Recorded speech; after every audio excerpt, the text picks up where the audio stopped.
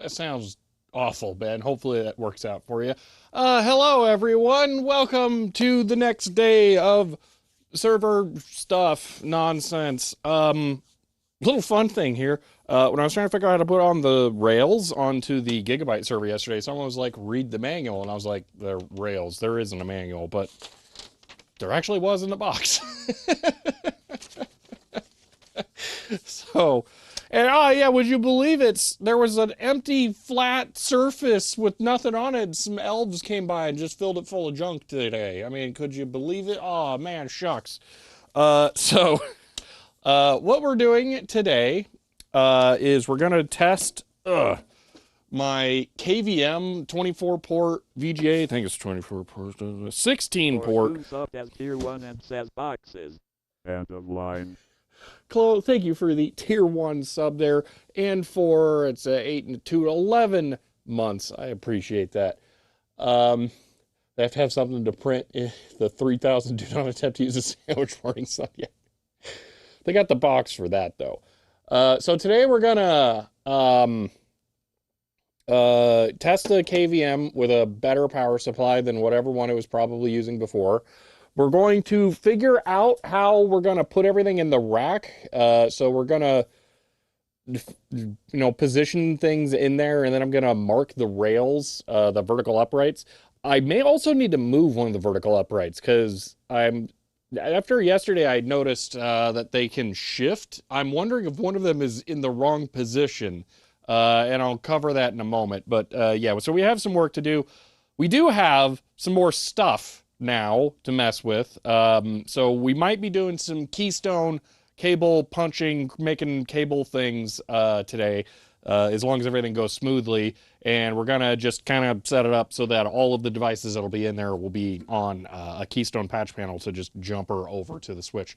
So we'll see how that goes. Servers work best at a jaunty angle. Well, that's what we got going on right now. So let's go ahead and look at that first, actually. So this is my server rack. It is a 25U Shark rack.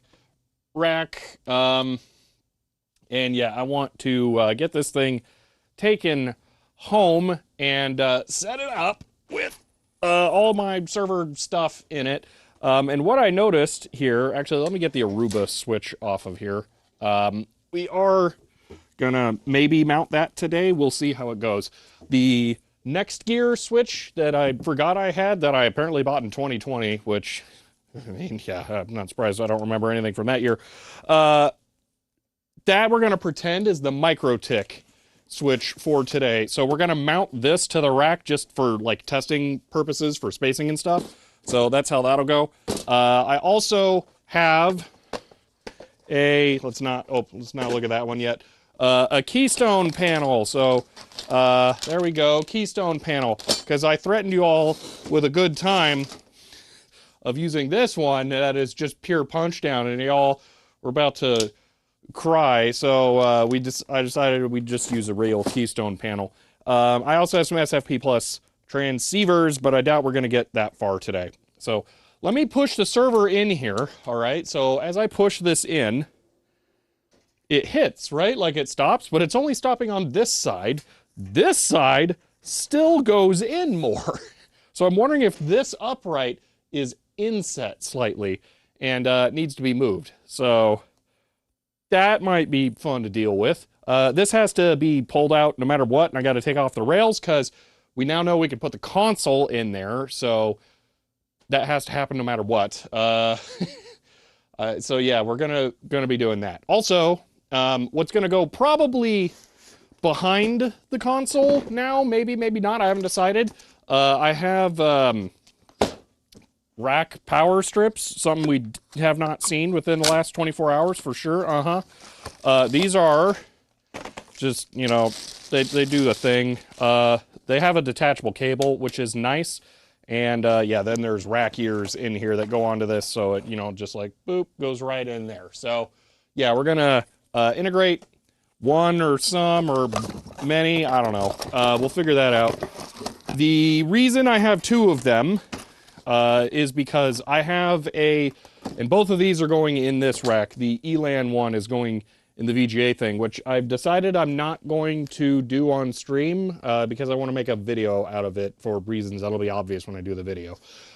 So the ELAN one will go in the VGA capture rack, even though the original plan was this. But the UPS I have has two switched groups, so two flippable powered strip things kind of makes sense. So yeah, that's going to be how I handle that. So all right, let me make chat larger over here so I can actually see this. Because, you know, being able to read is good. Okay. Does Aruba think of the Kokomo song? Yeah. Is this the same rack you removed from the closet yesterday? Yes. Yes, it is. What's the problem with punch downs? Well, I don't know. Apparently people are like, oh, gross, it's Cat 5. Plane, not 5E, and you know it's gonna be terrible, and you know that kind of thing. I don't know. So let's see. Not Cat 6, yeah. Let's see, it's Cat 5, not even 5Es for gigabit plus.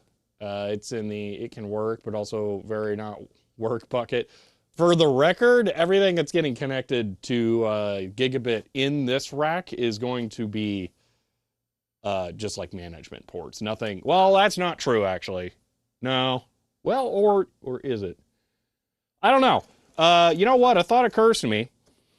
The two servers that are in here technically don't need the 1 gig ports connected because part of the whole reason I'm doing this is so that they can DHCP through the 10 gig connection.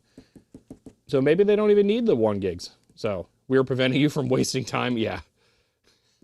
So anyway, let's look at some stuff. Oh yeah, we have SFP Plus cables. Oh, I forgot Amazon are jerks and they put the shipping sticker right on the back of the bag. Hold on a moment. Literally, they just dropped the bag on my front porch this morning. Like, come on, man, just do anything. I forget that everything has to be a gift from Amazon now. There we go, close enough. Come on, got my finger. Okay. Dropped, thrown, yeah, well, yeah. All right. So yes, SFP Plus DAC cables. So, yeah. See, you had a reason you were connecting the 1 gig lines and servers. I don't remember what it was. Definitely ask that question on Discord, though. It was probably from the before times from when I was doing the direct 10 gig Ethernet link. That's probably when you asked, because now I don't think I need to. Anyway, so what these are is instead of fiber and transceivers, this is just a cable. So you can think of this as an SFP plus Ethernet cable. They are stupid expensive. So, yay! But here we go. I got 4 of them, which I believe is the total number I need for the entire project. Hopefully, please knock on sheet metal. So, see, when I thought the packaging reveals the content option was only meant to apply to items with proper packaging. I know, right?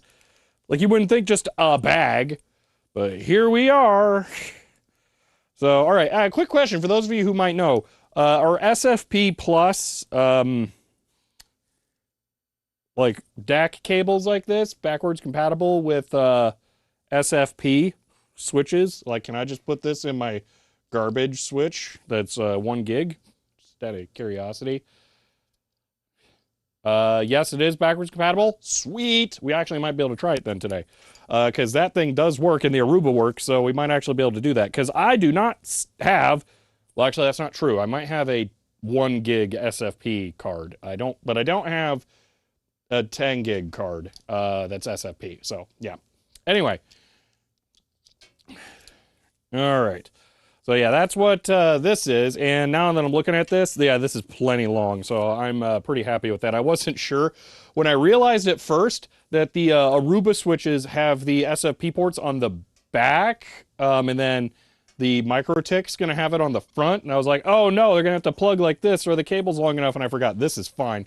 The only short one is the QSFP DAC cable, which is super duper short, but that should be fine because the servers are going to have the connectors on them, and then it should just go server to server. So I don't think this will be an issue. So at least hopefully it's just not an issue. By the way, I found the other QSFP card. It's in the single core server along with the other NVMe drive. So if we are like ultra super ridiculously insanely productive today, which is not what happens when I sit here talking about being ultra super ridiculously productive, we could, in theory, do a 40 gig network connection. So, let's see. There's some vendor-specific cables, DRM ICs. That's just delightful. He said it's expensive. Does that mean it's more expensive than InfiniBand? I don't know. It was supposed to be $70 for 4 cables, but I got them on sale for 50 from Black Friday just by coincidence because that happens to be when I was doing this. So, $70 for 4 cables is expensive in my eyes. Almost to the point where I might have just been better off buying SFP plus transceivers and short fiber runs. Generally speaking, you need 1 gig DAC cable, and the SFP plus switch will recognize it as 1 gig. Well, we'll find out. So, all right. I'm just getting all this stuff off so it doesn't shake, rattle, and roll up there. Get the network or Netgear out of here. Keystone panel, I have 2 of these. I also have 2 of them in the VGA rack. I might drop down to 1 in the VGA rack. I haven't decided yet. But there's going to be some interesting stuff going on with that. Like, check these out. These are super duper cool. That is an HDMI keystone that's completely out of focus. But yeah, it's HDMI female to female pass-through.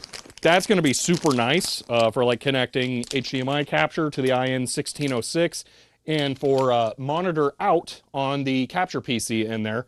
So that'll be cool. Another thing we might do today, if we have time, I would like to do PoE Wi-Fi with that. I think that would be cool. Okay. So, oh wait, hold on. Let me put the bag for the rails back in here. Your answer to my why do you have the redundant 10 gig one link server was for management port. So I presumed. Oh yeah, you're right. I do need whatever that thing is, IPMI. That's it. I need that. Yeah, you're right. Okay, I forgot. I just thought. And on the server at home right now, it has a 10 gig connection to my desktop, but then it hosts over 1 gig. So. See, that's what I did. Bought some of the SFP Plus transceivers and OM4 cable, various leads, lengths, short rack, various long drops. Don't want to go into using DACs. Yeah, I can get that for sure. We'll see if I regret it. I don't know. But all right, this needs to come out now because it's in the wrong position. I did check with the server at home. So the server at home is U4. And the rail is 1U up, so there's 1U below and then 2U's above the rail. So I need to keep that in mind. I don't know why I had it in my head that this thing was 1U when I mounted it here, but I don't know. I'm dumb. I just guess, whatever. So, all right, let's do some stuff here. Resaving power instead of using optical. I have no idea. Let's just pretend yes, because that will make me feel better. All right, so we pull here, and then it doesn't move. Should have brought the UPS so there's something heavy on this. Wait, actually it's stuck. What? Does that make it? No. Oh, okay, that was strange. It's almost like I had to pull them, push it in, and then pull it out. Okay, weird. So now does it just come out? Let's find out. It does. Cool.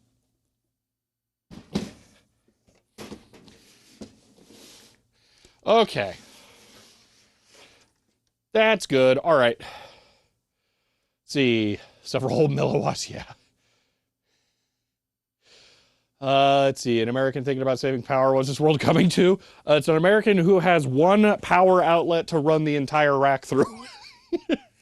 So. But all right. So these absolutely need to move down. I don't know quite how many yet because it's going to be dependent on how much stuff goes up top. So, and if the KVM works. I haven't figured that out yet. So one thing, you know what, we can move, let's mount the console. We know 100% for sure that the console is going to be at the top because I'm tall. And we can just be guaranteed on that. I moved all of the screws back into here, so I have them all. So maybe I should move the Gigabyte server. Just have it somewhere safe so I can flop the rack around as needed.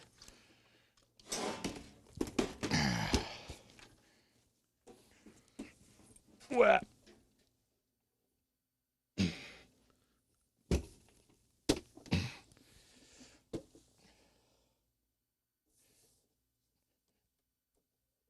There we go.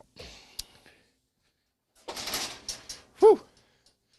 The copper DAC uses more, but only like a watt per port more. Oh, interesting. Okay. Huh. All right. Ah. See, if we're on 240 volt, we'd have 3 kilowatt gaming PCs. Oh man, is that insert image of the blue utopia future?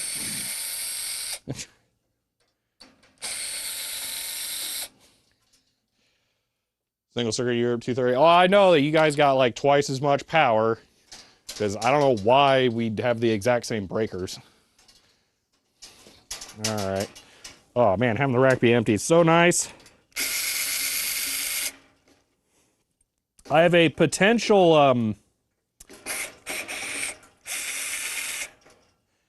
what was I gonna say? Oh, goal to hit if we want to move these rails back. Because I was talking about I could move these uprights back. So.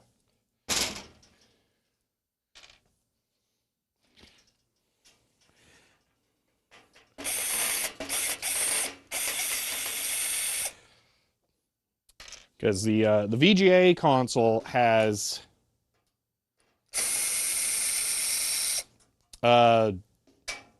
rails that almost barely max out at the point that these currently are.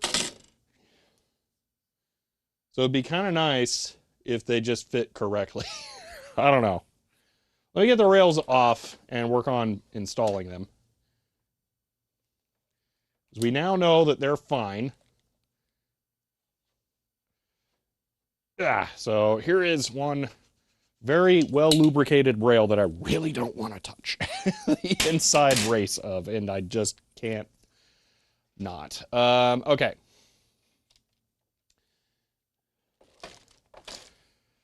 Okay. Let me get the fancy rails out of here. Where's the other one? There it is. Okay. You know what? First, let's check. So here's what I was trying to say. I think this rail is farther back than the one on the other side. Let's measure that. Why is there no caliper in here? That makes me sad. I see it. Let's measure to see if they are the same distance from the front of the case. So just gonna, that's the back. Gonna go make coffee. She'll use the kettle just to show off how much power you can pull from the wall socket. All right. So there, and then I'm just going to tighten it so it holds it. We don't actually care about measurements. And yes, that one is farther back. So I have to reposition the uprights because someone did not put these in here correctly. Are they at least the same on the top and bottom? No. All right. Cool.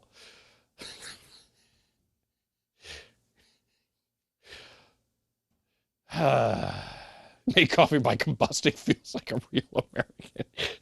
You have your Bunsen burner fueling the boiler at the bottom. Oh gosh. Okay, so now we have to figure out how to do this. So that's cool. I see that's Allen, but I also see that it is it can shift up and down. I don't like that. I super don't like that. This one's so mangled. Oh my gosh. All right. Let me find a bit that'll fit on there. And I'll see what I can do. I think I need to go back in the other room and grab one more that I left. Grabbed almost everything else out of there, but I think I left one of the hex bits. Nope. Well, that's cool. Where is it then? Unless it was on the floor and I missed it. Is it? It's not in this. Uh-oh, this isn't good. Huh. Oh, I bet it's on the table over here. Because I was... Yep, there it is. Okay. Fixing rails. I mean, this might be part of the problem with the console.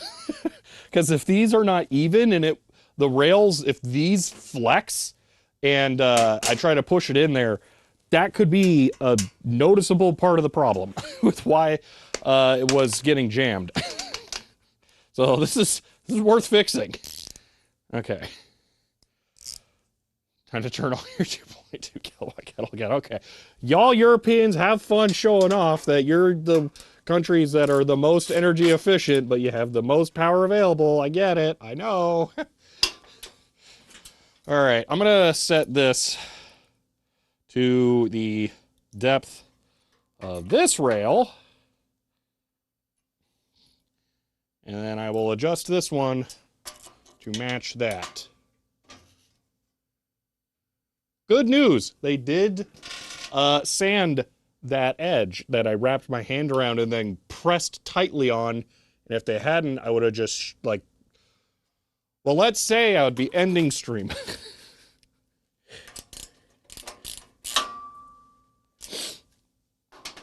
Okay.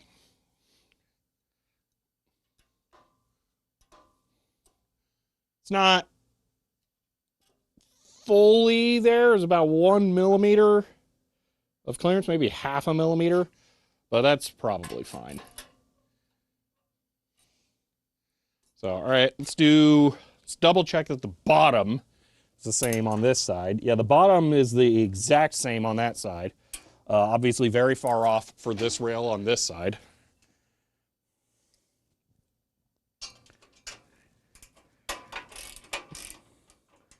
This was not a problem I anticipated having to fix on this. I'm glad that I can, though. I also find it hilarious that it's been like this for like 6 years.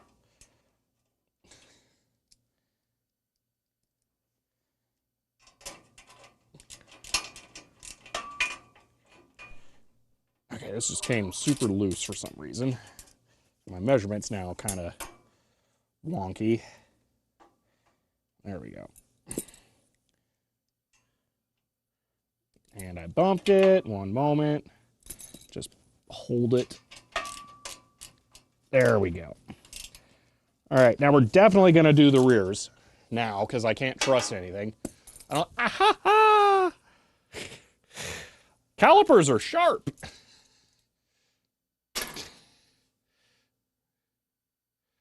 Went right into the dead center of my thumb where the skin's the thickest though, so I think I'm okay. Alrighty. Ouch. So these are now even. That's one mission accomplished. Now I gotta check the rears.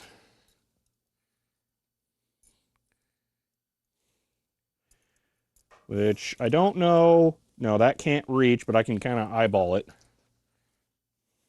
Just for giggles.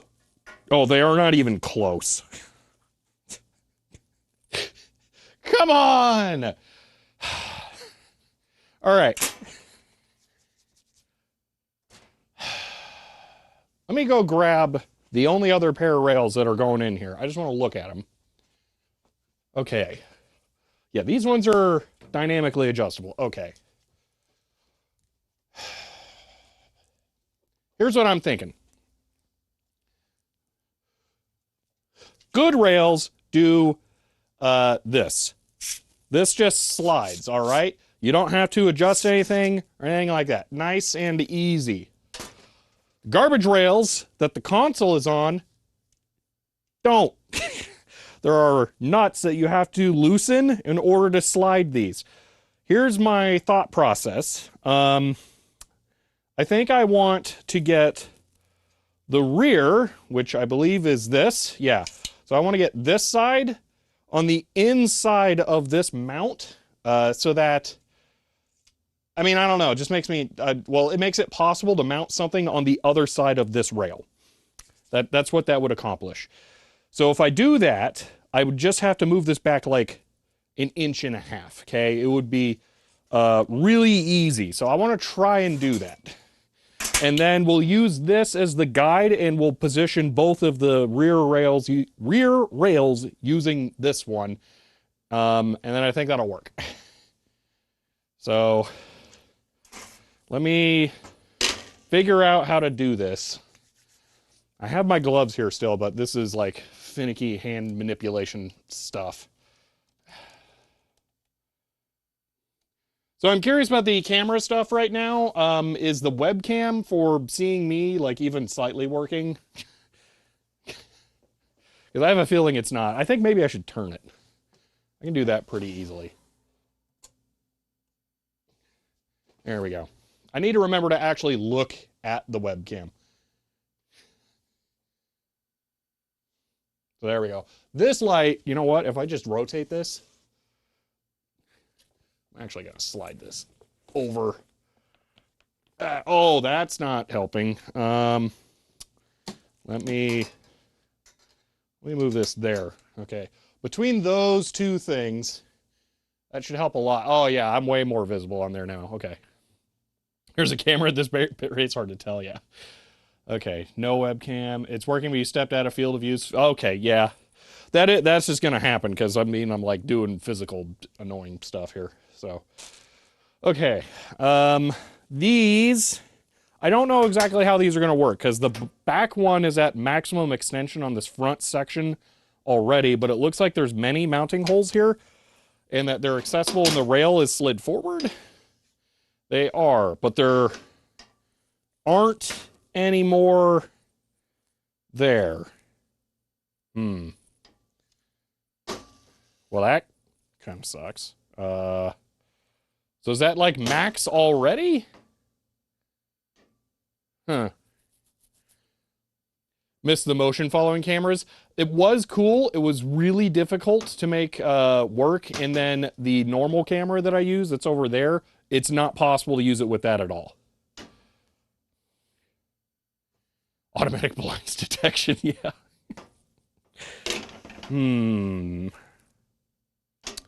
I could just drill another hole, but that's not going to be very precise. I mean, in theory, I don't need 2 bolts on here. Huh, drat. Why does it not go longer?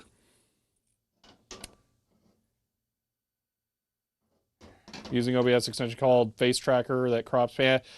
Oh, yeah. I'm reading my own message via Nightbot. Yeah. Probably picked up motion compression. Yeah, it's, oh, no, what it was is, that was it worked off of PTZ movement. So it simulated a PTZ camera, which is a security camera that like moves and pans and stuff. And it would tell it to like track the face by like saying, apply this vector to the PTZ camera. And under some circumstances, when it lost the face, it would not remove the vector, which would cause it to just drift. That's what would happen.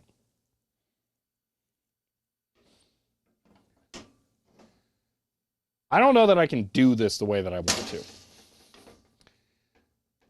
I also don't know how on earth I attached these rails before, since they're so uneven.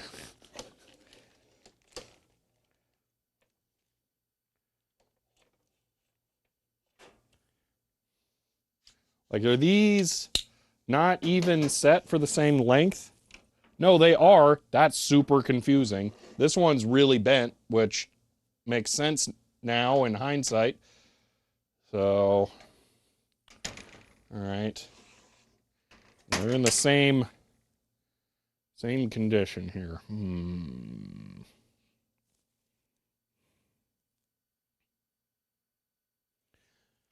I'm going to try removing just these bolts in the secondary end rail and just see how secure it seems.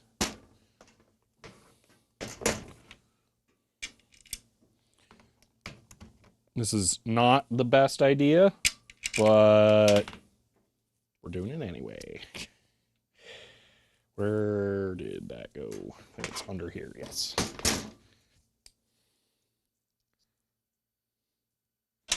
Okay.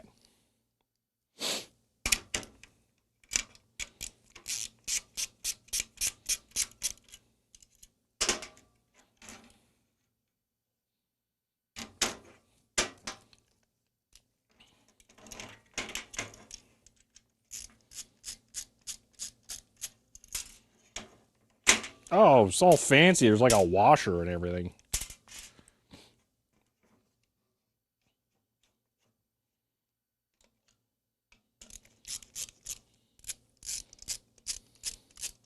Builds permanent rack system, rolls and TIG welder, yeah. You know what, for giggles, real quick. For the level of extension that I want, how much would this... Oh, yeah, these go way longer, yeah. So I'm not out of line here. These are just short for some reason. Maybe they're ancient and they didn't plan on racks being super deep when these rails existed. So, yeah, if that goes much farther back, yeah. You know, I can also just put two bolts in the same section. Yeah, I'm doing that. We're totally doing that. It's probably like the weirdest possible thing to base my spacing off of, but I'm doing it. I don't care. Okay. Stream ends in FreeCAD and send consent. It's a compact console. It doesn't need to fit the size of a compact. That compact didn't sell. That's true. All right. I'm gonna slightly overhang these just so that I know I can mount a rack thing, because that would be cool. Okay. There's no way for me to tighten those in that position. I'm going to have to push these over the edge. There we go.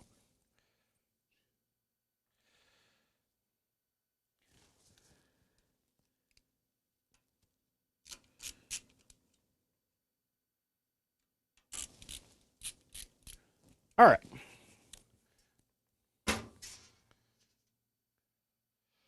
I saw FreeCAD is finally 1.0, yes. After apparently 22 years. Just shows you how version numbers in open source don't really work.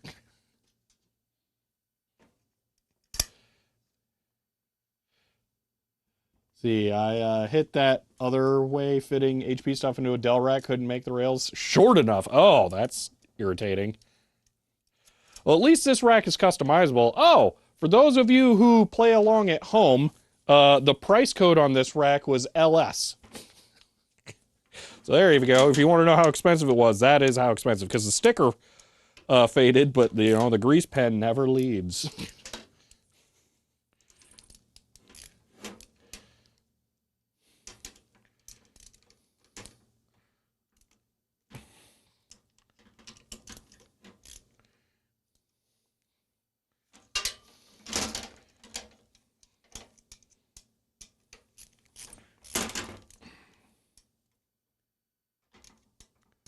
I think this is going to be a good solution. I'm happy with this. Okay. I should check it out, see if they've added an option to make the constraints visible to me. That's not a color blindness thing you're referencing, is it? Out of curiosity. Okay, so now, in theory, I could also just shift this back and then I wouldn't even have to move the rails. But I think the positioning for that was good. Now I'm not 100% sure. Let's just put the rails in there with the front attached and then adjust all the other stuff and then look at if I need to adjust anything else. All right. Pristine face names and impose. Pristine face names? Oh, persistent face names. Most important change. Okay. Assembly workbench is included now, so you don't need third-party one. Cool. Need sheet metal workbench to be first party too. Okay. All right, let's get these both color blindness and not scaling high DPI displays. Just about see them in your office monitors, but not Retina laptop. Okay, yeah, that's fair. All right. So this one will go. Yeah, that spacing works because this is actually to you.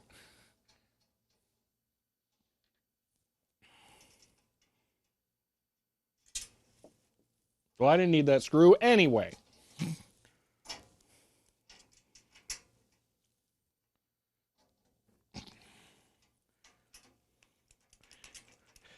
I don't know why these rails are like so adjustable. They're very annoying. They can move in and out as well. So I'm going to have to get these installed and then slide the console in. No, and then loosen them and then slide the console in and then tighten them. It's going to be so many steps. No wonder they weren't aligned correctly. Jeez. All right, now we need to do. Why did I put the hex bolt away? The whole point was here to adjust the rails. Okay, now I need to do the other the ends. Oh, you know what? Let me just put this one in first. Just get them both in. That way I can align both rails at once. Or maybe not, because if I hold this one, then I can align the bottom. Yeah, let's do that. I'll use this one on the bottom. That would be smarter. Okay.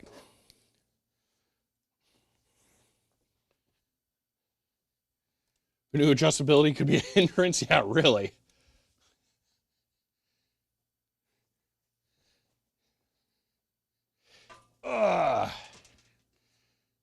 Had to dismantle a rack just to get into a room. Getting the rack strips aligned afterwards was a nightmare. Oh, gosh. Ugh. Okay.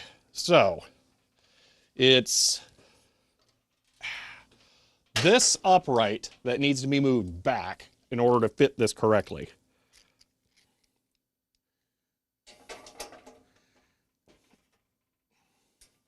That's the wrong way for the ratchet. Okay. There's that one. And that one. I'm loosening them both because it has to move a lot.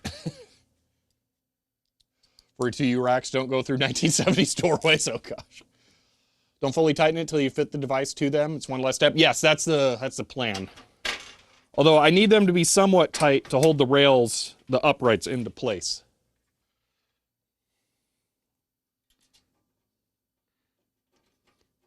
See, I'm putting in a bolt here, and that'll pull the rails together. I'm going to use these rails to pull the screwdriver closer to me so I don't have to get up.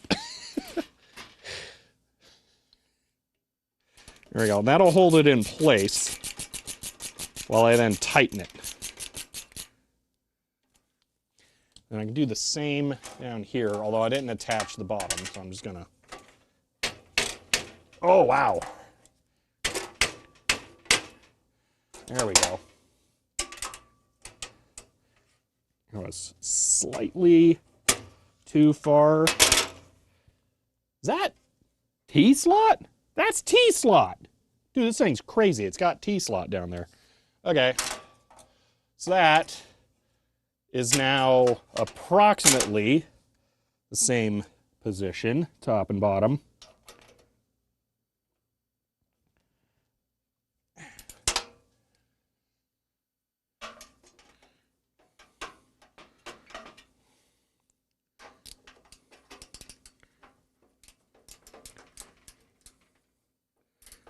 On that side only.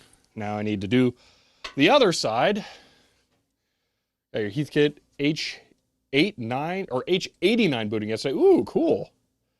I could have had it working last weekend, damaged a couple of parts. Ooh, I did some like fix cracked shoulder joints. Drat. But cool.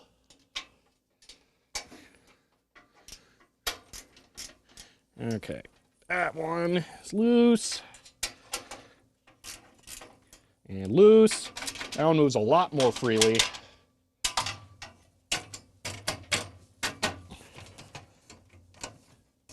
That was too much on the top. Just gonna do the bottom first. And then I can attach the rail.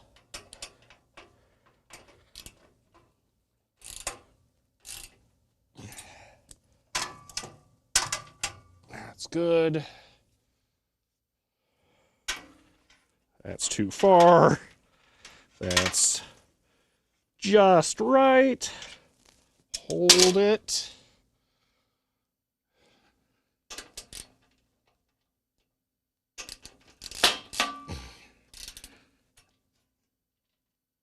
There we go. Okay, of course, after I said hold it, I had welcome to the scene of the crash. Well, stuck in my head after that. Shout out to anyone who knows what that's from. Okay, so now it's good. All right. Yeah, let's mount the other rail now, and then we can try sliding the console in.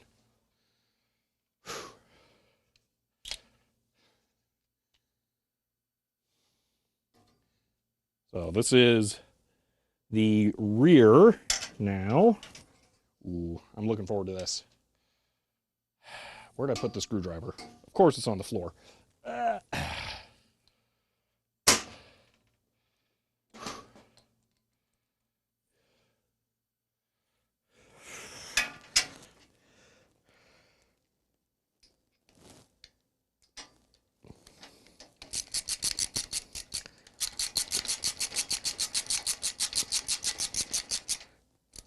We'll get the front one put in there next.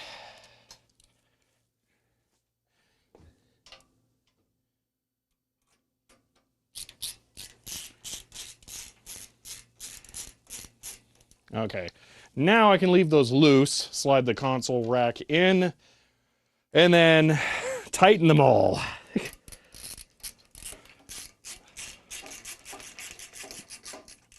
I'm gonna back this one out slightly. I saw the rail sag. Okay.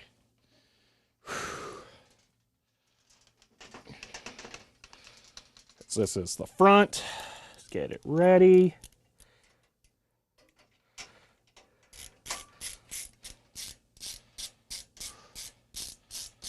Put something heavy in the bottom. I'm intentionally not, because I'm rolling it on carpet. And putting something heavy down there would make that a lot harder. I'm gonna make this slightly tight so it has some tension. There we go. Okay. Barely back these out so it can adjust. Then I'll adjust the camera angle for you. I only put one bolt back here. Oops. So you can see the action. If I had my UPS here, I might put it in the bottom. But it's at home because I don't really feel like carrying it here just so that I can carry it back home. So I can point at it on camera and go, this is a UPS. There's not a lot of reason to.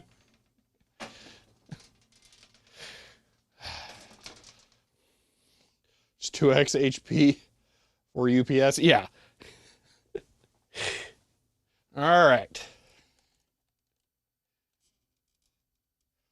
Here we go. One console going in. Somebody put a bunch of stuff around the console, so it's, taking a second to get it free here. Okay. Wow. Okay, cables. Sort of tangled. Hold on. Bad cables. There we go. Okay, just, Here we go. At least it's really light.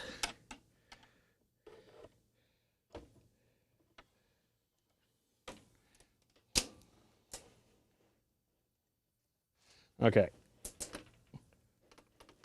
So it sticks a little bit, but then it is better. I think it could go, I touched the grease. I think it could go back more on the rails. Not sure how to, though.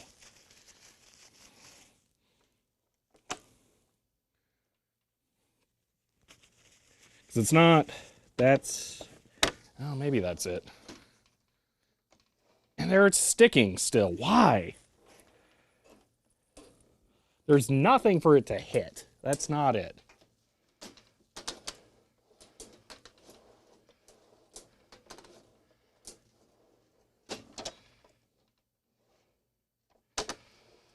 Paul guy, sort of. Not really. I've been looking because I have a problem.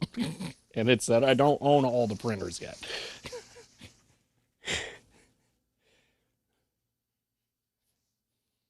Reset the rails more.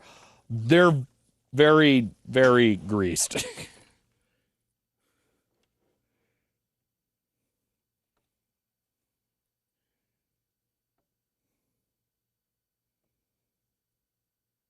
I think something is bent somewhere. The world's best rails right here, yeah. Let me see if I can see anything. Oh, what was that? So, right there, it hits. What is it hitting? Oh, I see.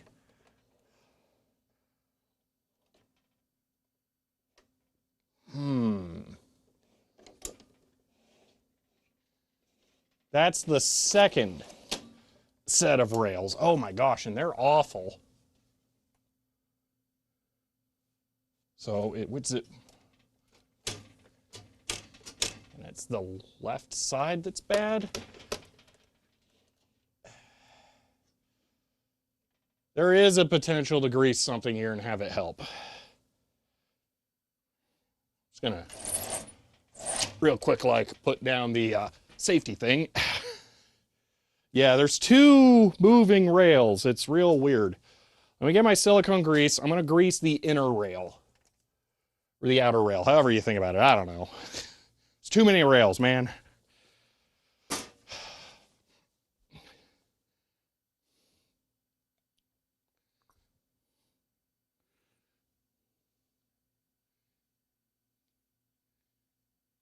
Ah!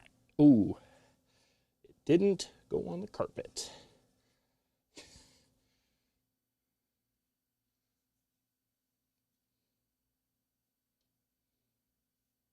Okay. Let me just do the other side too, I guess. Shut up, phone.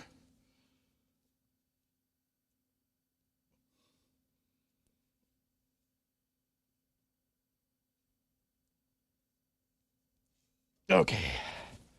See if that helps. Cycle it a couple of times.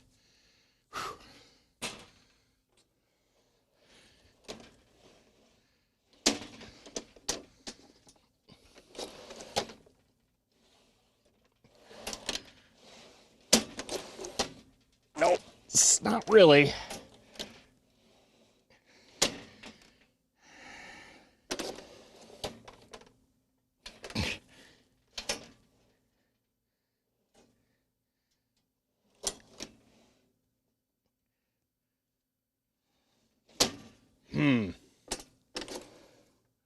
Goodwill grease pencil LSB $20, so a $20 rack is costing you $1,000 to accessorize. Yeah, really.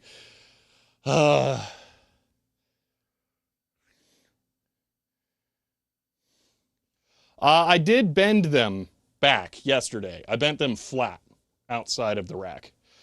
I'm going to try just tightening them into position because I see them kind of moving. See if that helps.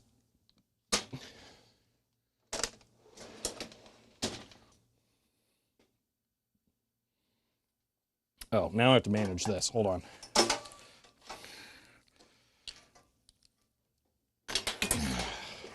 Don't want to run that over.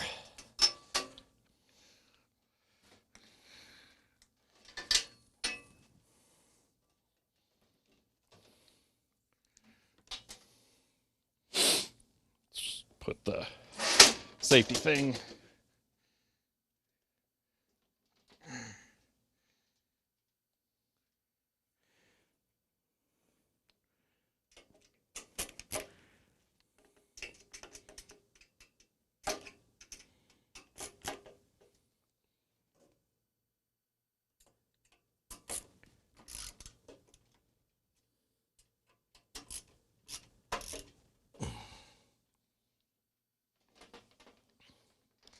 What?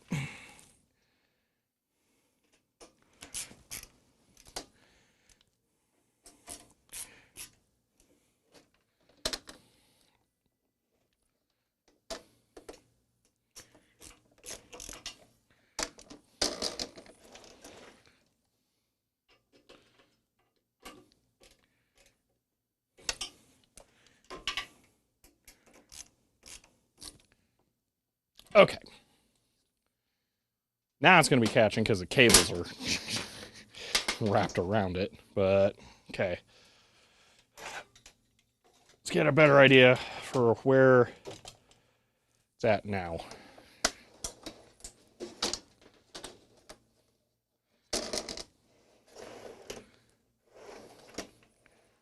Yeah, it's definitely the second set of rails that are the issue.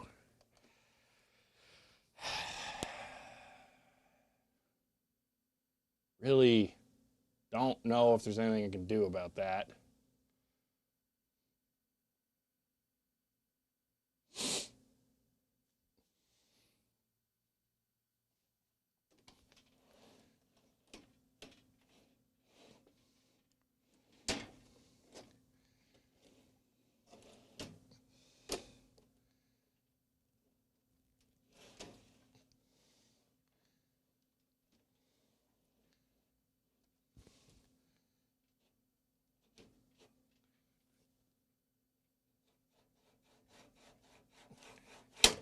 It's all the right side. Or is it? Oh, that's stuck a lot.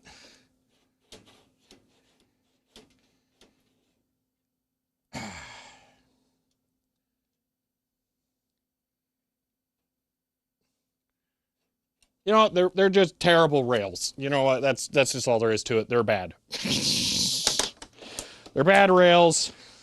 They know what they did. There's not a lot I can do to help them. Just gonna have to live with it.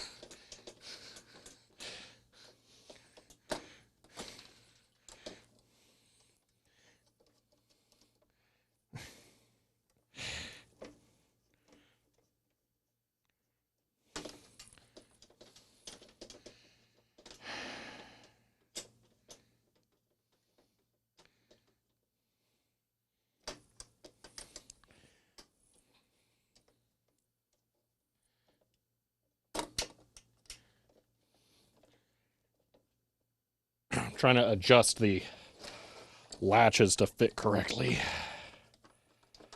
There's a little bar, and when you twist this, it moves up and down on the threads.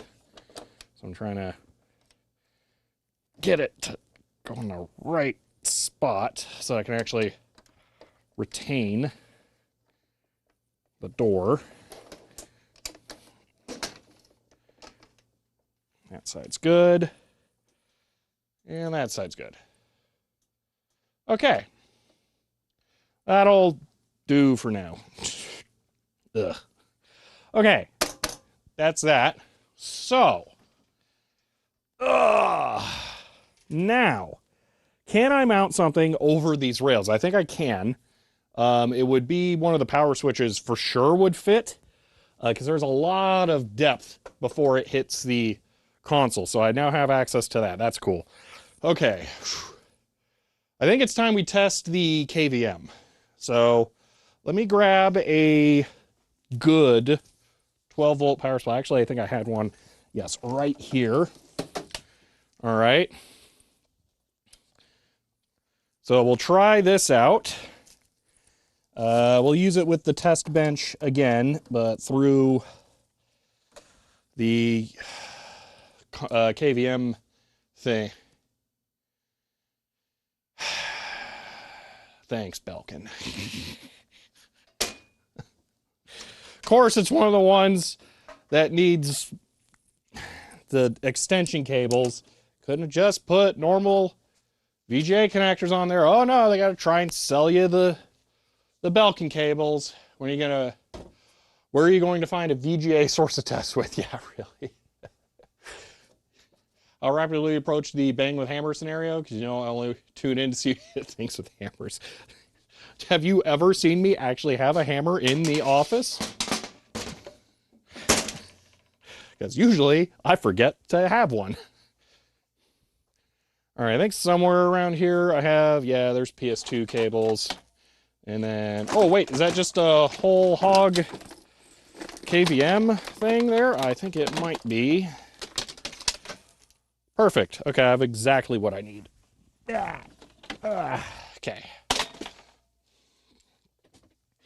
One of the weird ones that someone cable managed with vinyl tape. Hey, make a dream. Have to use one of those DP to VGA dongles. Yeah. I could literally just screw that into the back of this, couldn't I? Well, maybe not screw, but like plug it in. That's an option. Okay. So, I guess I should flip this around.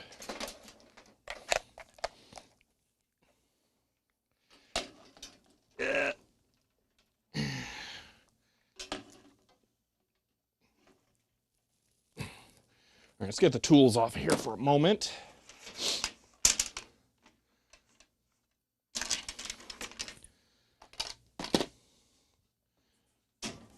Wow. All right. That'll be the power supply. This thing just uses 12 volts DC. This end goes in here. I'm going to plug this in to VGA 1. There's that.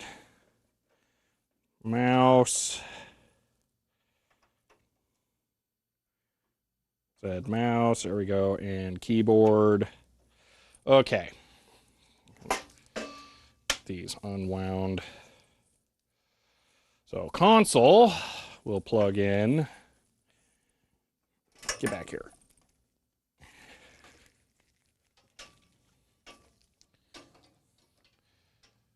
Console goes here. And there, and there. Okay. Let me get the stabby calipers out of here.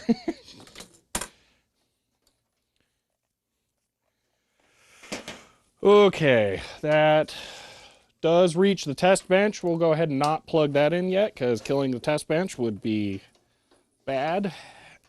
Just flip this around. Okay, plugging power in, but power supply is not yet active. Oh, you know what? We were going to make sure that it was center positive, weren't we?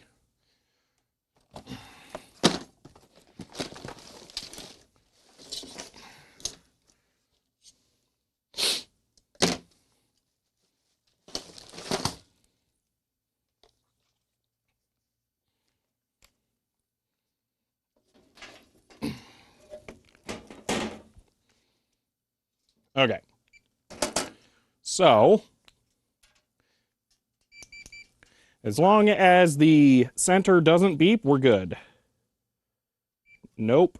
That Yep. Negative outside. As was intended. Okay.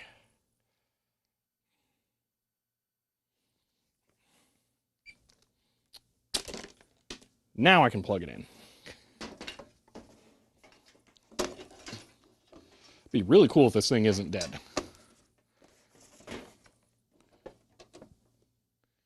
Okay. All right. Turning this on.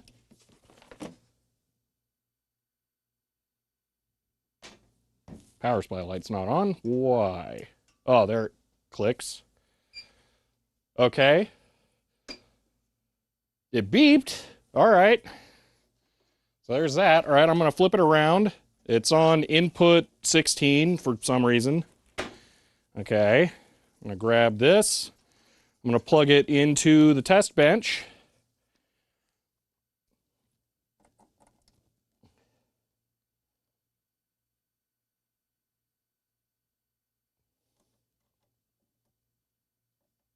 Sorry, it's kind of a pain in the butt. Okay. Turning the test bench on.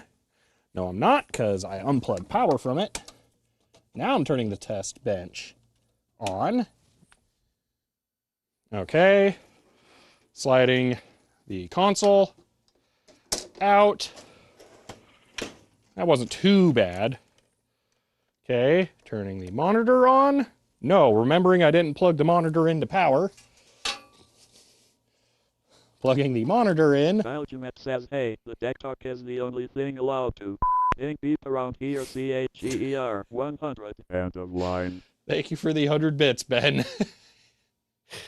Okay, now I'm turning the monitor on. Okay. I think it's not getting video because I did not switch it to the correct input, so there is the correct input. And, okay, looks super screwed. So the KVM is toast. Got it.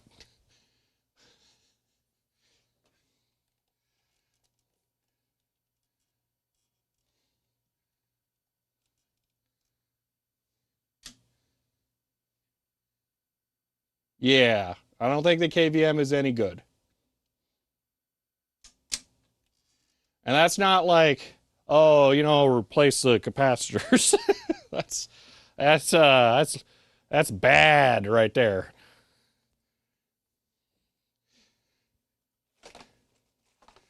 Is the monitor okay? We tested it yesterday. It was fine. I'll plug the monitor directly into the computer.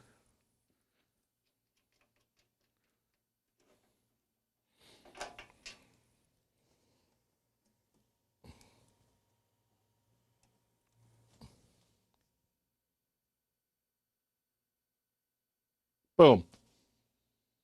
So yeah, the monitor is fine. It's the KVM that's bad. Better than KVM the console? I agree, because I like the console a lot more. Donate that KVM to the Digital Horror Project, yeah. KVM might be more expensive to replace, but again, I'd rather have the console be good. So, yeah. All right then. Well, KVM, gone. Not going back in the rack. All right. Let's make sure this is off. Yep. And there we go. Maybe it's one of the ports on the KVM that's bad. I'm not going to spend too much time on it because we got other things to do. I think the monitor is missing covers on the panel hinge. It does seem that way. Yeah. You try with display mode, like 640 by 480? No. I don't want to spend a tremendous amount of time on this today. What we got out of this is this no good for now. So we're just going to set it aside. Maybe we'll come back to it some other day. But for right now, I'm considering that thing dead.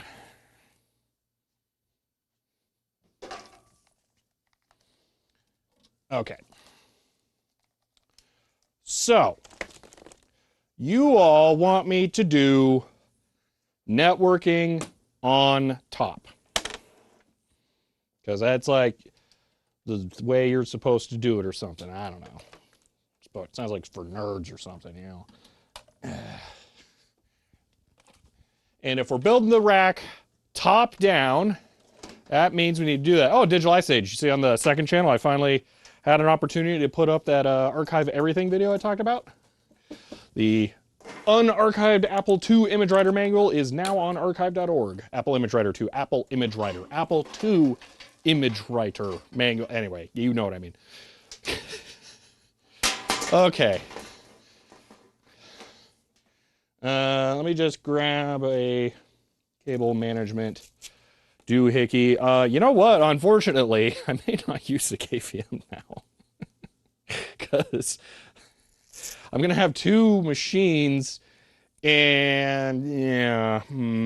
So at the office, I have a DVI USB KVM and I don't really use it all that much. I may use that. It's only like 2 minutes, Digital Ice Age. It's not that fancy. It's just something I mentioned I wanted to do. Coracoon says CHER 100. What is this? Shelby tongue twister stream? End of line. I don't know what's tongue twistery. Is the title weird? I guess I didn't really think about it. Console might have always been that ugly color considering how consistent it is. Hey, it looks great. What are you talking about? Did you hurt my console's feelings like that? All right, I'm just going to put this in through the top over here for now, just so it's retained and out of the way. Okay, flipping it around. Okay. We have 2 switches in 1 keystone panel that we need to install. And I think they could all go behind the console. So there's a lot of space there. And I did fix the rails like I said I wanted to, so it should in theory be possible to put something with some bigger ears in the middle, and I know the MikroTik would fit there.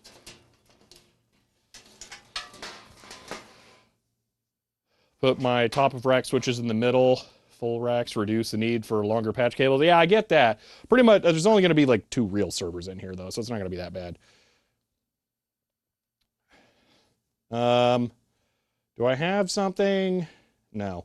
Just for giggles, if I take the Netgear, so it can't go there. It does need to be something without rails, but that's what it would look like that way. Let's put this power strip thing together really quick, just so that I can have a sample of what a floating rack ear item would look like.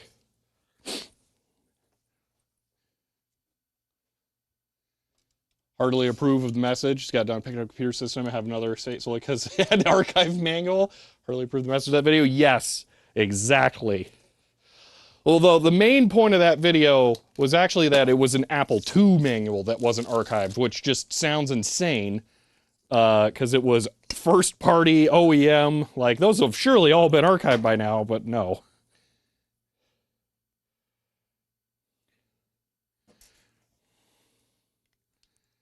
All right. Check the holes for sharp edges where the cable gets sliced. This one, so these have, you can see it kind of poking up here. Maybe I hold my hand behind it.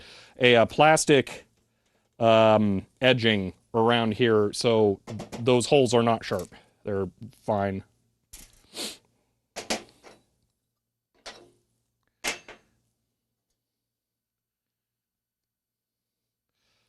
Yes, yeah. It is scary how much stuff is out there that may or may not be scanned, just languishing. Manual I've been trying to find without success is the owner's manual, Apple Image Writer LQ. Ooh, I don't think I have that one. I don't have that printer.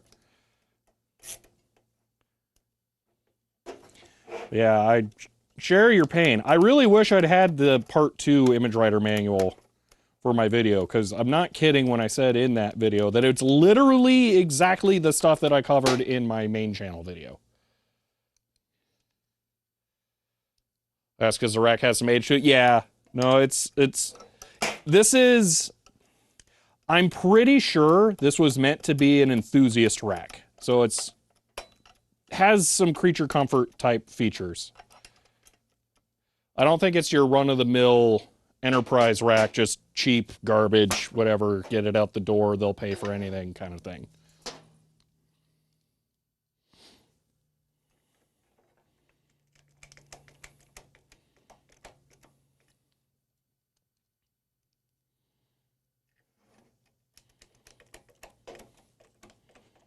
Kind of hate these screws. They really don't go in well. It's almost like the holes aren't properly tapped. Which, you know, for like a $20 power strip or whatever, you know, I wouldn't be too surprised. Dude, this one's just not going in. What? Why? Holes there. Screws stripping. What?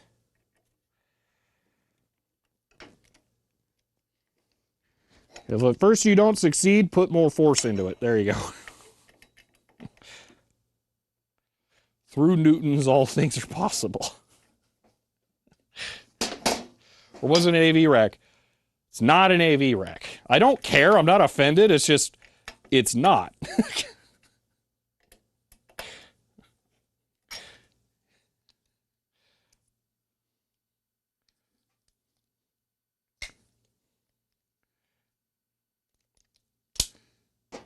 Okay. It's frightening how well that Maxim works.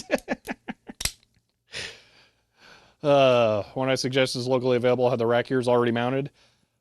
So this one doesn't have the individual switches, and I went with that for the UPS. Since it has the two switchable banks, the idea is I'm going to have two of these in here. Here's the second one, and then these will be on the switch banks. 100. What is the difference between a 26U ag rack and a 26U data rack? The ag rack costs $1,000 more. End of line. Good grief.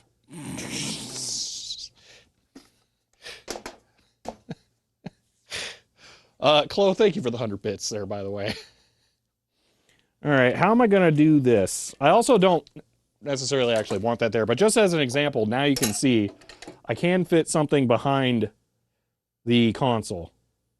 So that'll be kind of nice. I don't want the power strip there. I don't know where the power strip's going to go. I might put these all the way at the bottom behind the UPS, because I'm going to have two of these, and the UPS is 2U, so I might just do that. Could make sense. But yeah, so that definitely should be possible to mount the micro tick behind the console. So, okay. What next? So that's the two network things. How do I want to handle patch panels? Because I do need that too. Like, let me get one of those out. Where did I put the boxes? They're somewhere. Oh, they're right here. You guys could see them, I couldn't. Also, let me widen the view of the camera here. And just make sure it's in focus.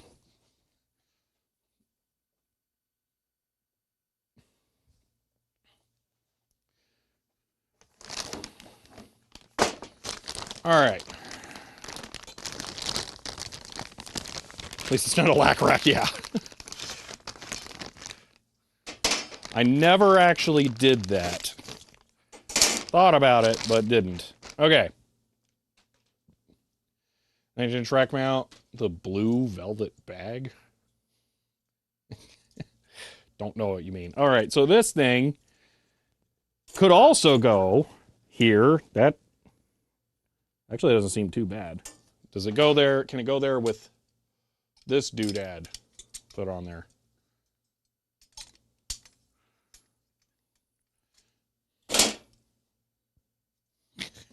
Had to apply some correcting newtons. There we go. No, it can't go there with the cable management thing installed. Okay. What is that 16-port switch? That's already in the rack. Garbage. Don't pay attention to it. Don't worry. That's just an old Netgear one that was in there to demonstrate that I could put something up above the rails of the console. Patch panel could go behind the console, but check the clearance behind the first and last port. Yeah, those won't fit. At least not with the cable management thing on there. Rack in the office still. Dismounted catalyst from it yonks ago. Yeah.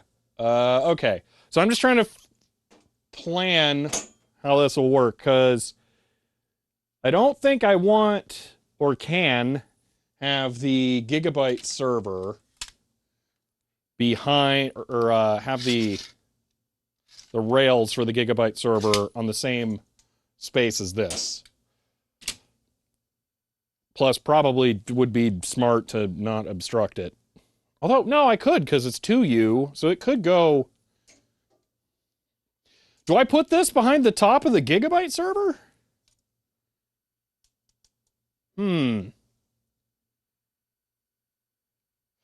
So Go Gadget, this is all going home.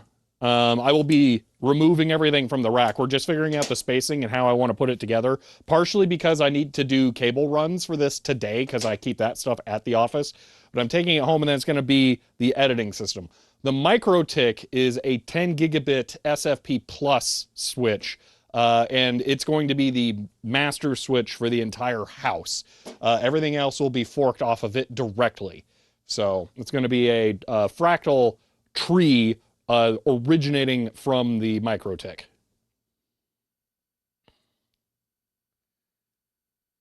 All right. I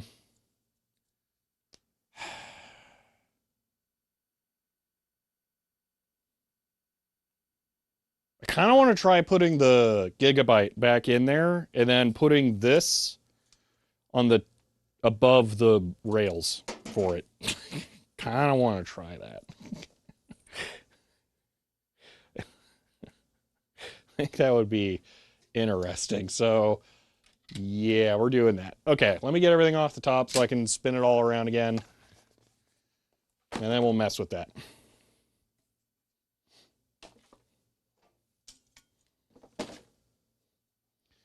How many ports MikroTik got? 8.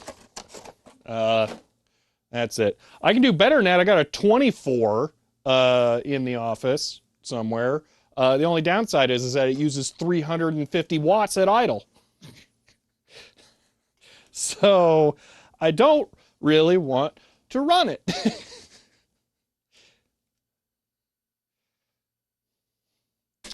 Okay. Or one switch and just run more cables. I don't really want to pay like a grand. So do you pay for power at the office? I do not, but this stuff is all going home. I don't edit at the office because I don't want to come to the office just to sit in front of a new computer when I can just do that at home.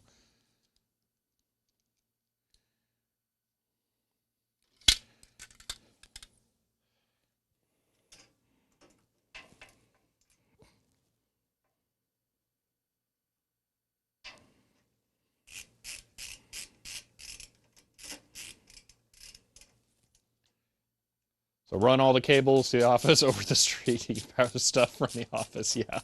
No, they're not that close. I'm Shelby today, Twitch and ramen. Did you look how the MikroTik OS works since yesterday? No, I figure that's a bridge I'll cross when I get to it. Additionally, I may never even bother because, like, what am I going to do with it? I don't care. Yeah, as long as it switches, that's all I'm worried about. Main reason is that there's no cat in the office. Yeah, see, that too. The cat is literally always on my desk right next to me when I'm at home. It's great.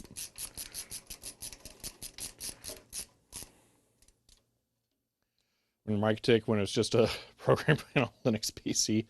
VLANs? What am I going to do with VLANs? It's my house.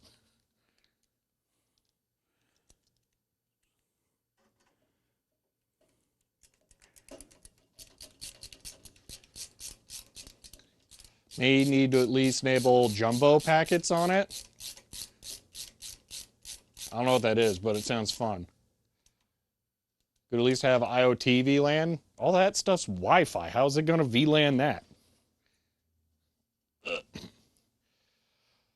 What's the specs on the server going into the rack? So it's actually just right back there. That there's going to be two. The faster one is a Xeon E5 2690 V2 dual processor board, and the other one is a Gigabyte R272 Z32 NVMe server.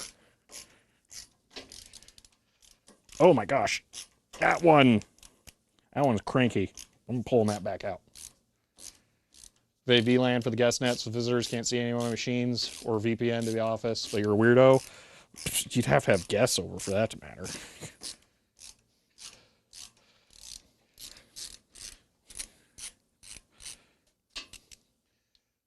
See, jumbo packets make 10 gigabit faster. I kind of had a feeling, but good to confirm.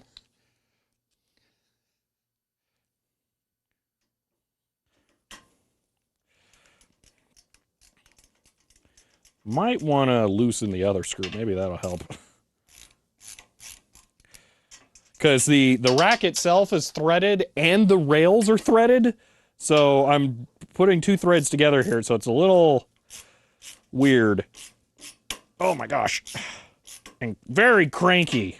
They don't like this.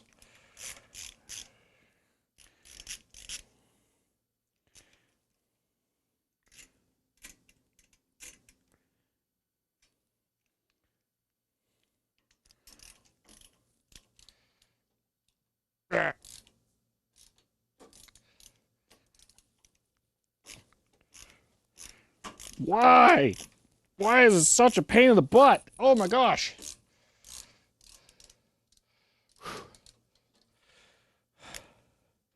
All right, come on, just put the screw through the thing. There we go. Okay, well now can the other one do it without cross-threading? Yes, because that's a nice polite screw. Oh my gosh. Need a battle-hardened network security from that super troll dog faces in town.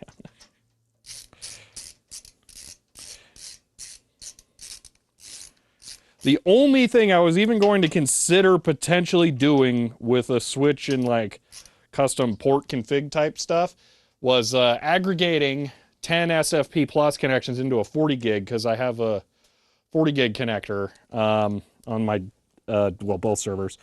But it turns out network cards can't really do link aggregation like that, so I guess no. I don't know if I could have done it in the operating system side now that I think about it, but just not think about it. Okay. Gonna run ESXi on that server, spend a bunch of VMs, all bare metal, not server 2022. Oh, gross. No, Linux only. You. And I run dumb Linux because I have a GUI because I'm running video rendering software that requires X be running.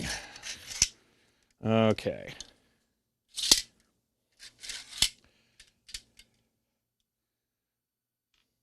I'm gonna get this screw out of here because it already cross-threaded on me once.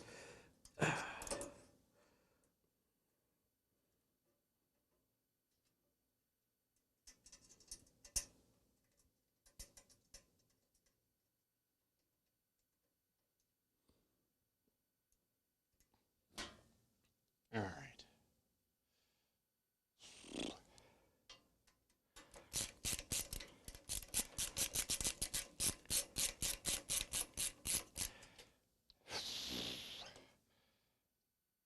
Careful, I don't want that wobbling too much. Okay, kind of. Forget, you ultimately migrating everything to the Xeon box from the, I don't think so. Well, no, I'm not. How about we just put it that way? No. Because, let me phrase this a different way.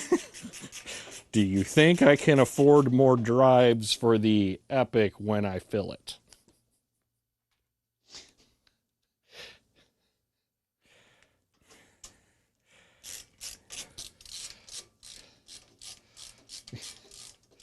Try to find room for both the oscilloscope and the grease weasel rig on your desk at the same time. Oh, gosh.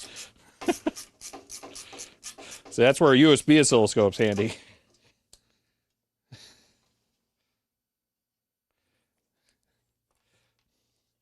It's actually something I was even asking Dogface about yesterday. Like, what kind of raid level do you actually recommend I run, considering what the likelihood of me replacing the joist is?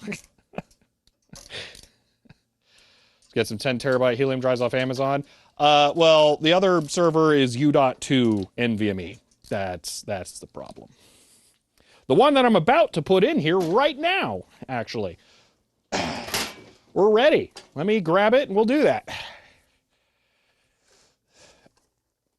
Wow. Oh, gosh. Heavy.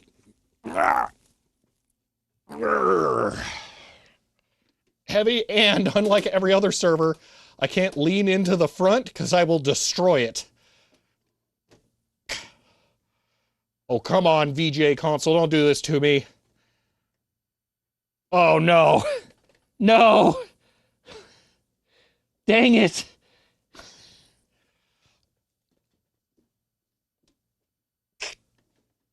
Ah. Ah. Woo. Don't usually run RAID 1. It depends on the RAID array. Okay, so the rails for the VGA console protrude down in such a way that hits the top of this. We say it's for airflow, but it's really because stuff sucks. Yeah. So the rails are bad in yet more ways. You know what? Can I just put these on different rails? Can I just... Maybe I just see if I can just dump those rails. Do I have a complete second pair of anything? Let's see if I can figure this out. Okay, what is this? This is... I don't think that's a whole rail. Okay, what about this? What's this do? I don't know. That's a left and a right of something. I don't know what that is. Okay. This also not a... Oh, that's like a half rail. Oh, that's super weird. Actually, that might be for the console now that I think about it. Wait a minute. Hold on. That could make a lot of sense.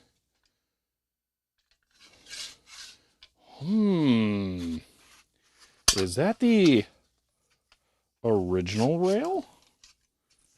Wait a minute, I may have just found the original rails for that console. It would only mount to the front, but whatever. That would explain... This just makes sense. These have to be the originals. Okay. These are literally from 1999, okay? So, ancient rails. So, come on, refocus. There we go. So, they only mount on the front. They're 1U. And then when you pull it out, it locks in place. And there's a little tab. You pull it the rest of the way out. I have a feeling these are the original rails for that thing. I'm guessing I moved it to the other ones. So we can try that, which is undoing all of the work that I did up to this point. But we could try it.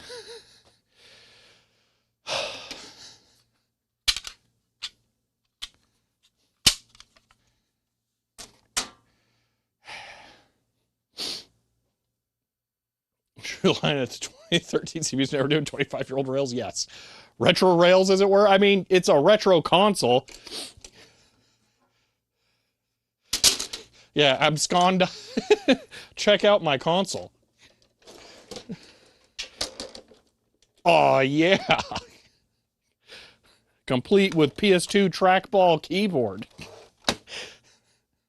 So I'm guessing these inner rails will align with the mount holes.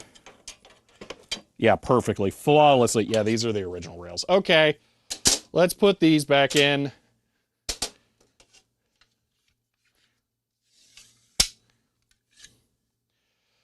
Figured out I can be advertiser friendly on Twitch. Just need a button in my pocket that just does. Oh gosh. NEODRAGON 90 SIZHER 100 now Shelby is working with retro consoles. End of line. Neo Dragon, thank you for the 100 bits there. All right, let's try loosening the screws on the current rails. They have some adjustment. The slides are bad. That's what it is. These have like a bajillion bearings in them, and they're just trashed. So I think there's many things that may have played into it, but one of the ones that did for sure is the fact that the vertical uprights on this rack were not correctly aligned when I had it in there, and the rails were being bent in stupid ways, and I didn't know that until today when I fully emptied it and then actually used calipers to measure the positioning of all the rails. So, yeah. But all right, I'm going to move this again. Not gonna lie, that console's cleaner than expected. Yeah. Wah. All right. Let's pull the console out one more time. Yay.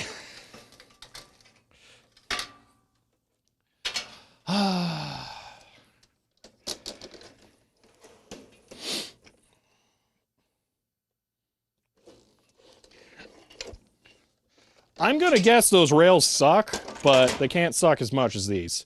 Because there's got to be a reason that most likely I put it on those. So let's just do this and find out how bad they are.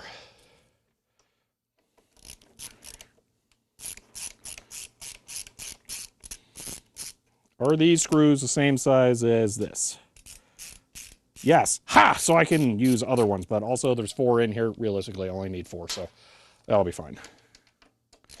All right, touching these sucks because they're all full of grease, but whatever.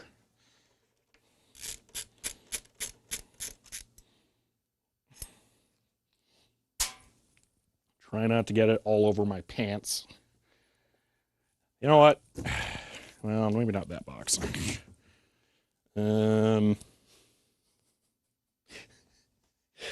Just barely put it on the floor, leaning up against a wall. There. All right. Really wish Twitch would do 1080p on this. I'm 20p pixelated. It's my fault because I'm streaming over LTE. My internet options are garbage. I'm working on getting Google Fiber, but it's going to be a long, irritating process.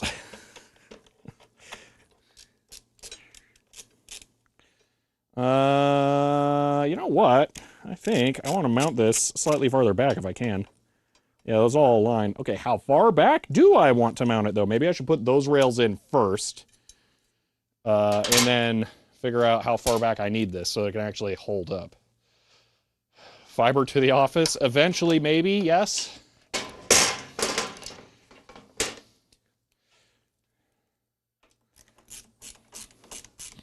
There is a path forward to get Google Fiber now, thankfully, finally. It's just mostly out of my hands. I can maybe push the ball rolling, but that's it.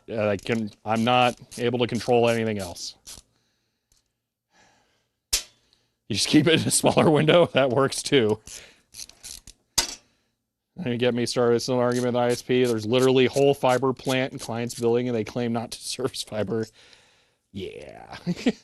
Let me put it this way. If I walked outside of my front door to this office, I could throw this and hit a building that gets Google Fiber. And I'm not even slightly exaggerating.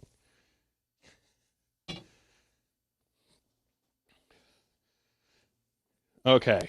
Now I have to remove the rails from the rack.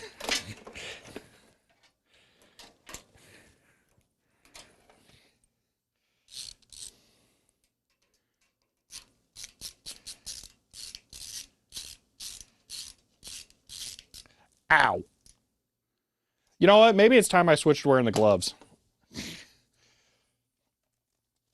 That wasn't like I hit something sharp. I think there was like a random piece of metal shrapnel that just got onto my thumb.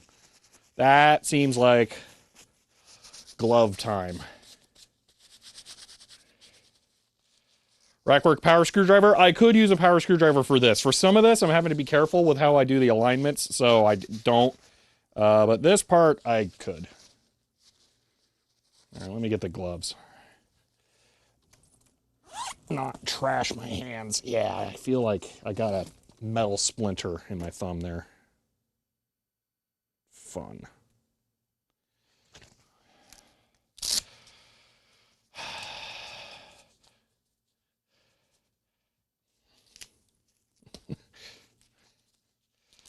Do something cheeky, mount Wi-Fi beam between buildings, throw Cat 5e. Well, I'd have to. People who own that building are not going to do anything weird with their internet. I'll just say that. It's not going to happen. All right. Buzz, buzz, buzz. Buzz. Buzz. Buzz.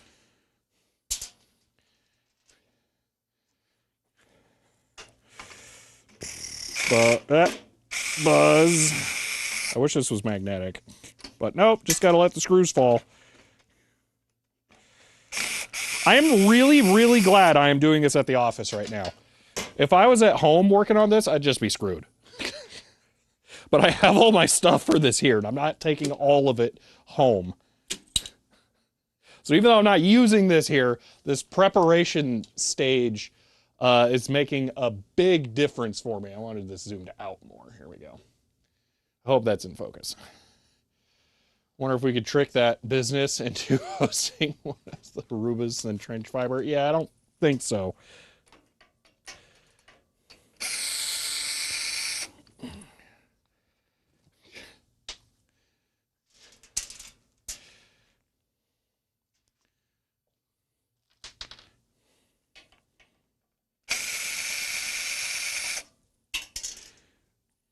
There's gonna be screws all over the floor, but try not to have too many.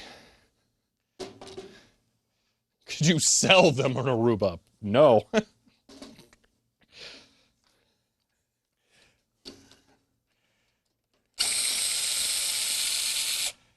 Oh, that one just stayed on. Okay, I'll take it.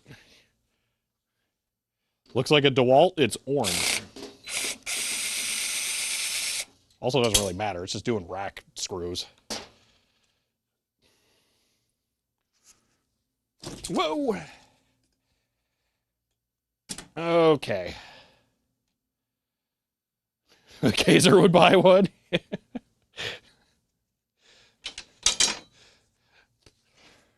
All right, just send him video of him working.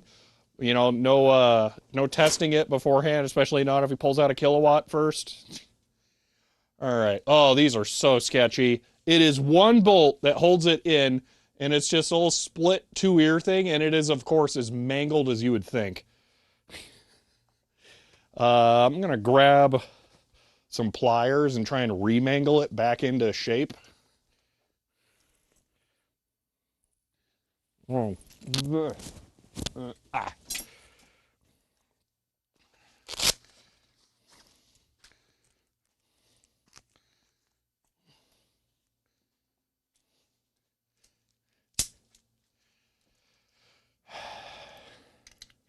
Mr. Kaiser disowned second, fired up, yeah.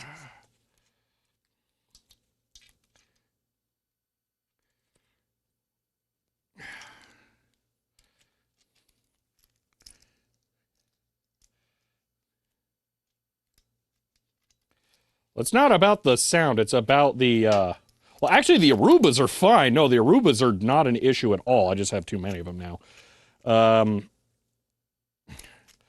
It's the 29 or the 5920 that's just super power hungry monster.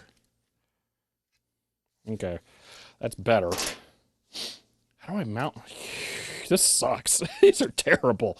Let me see if I got like washers that are an appropriate size for this, because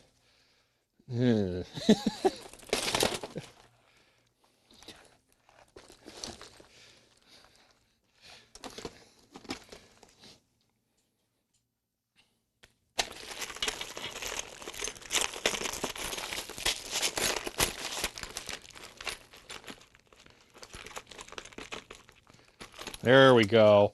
That will make sure that the screw doesn't go through. No problems here at all.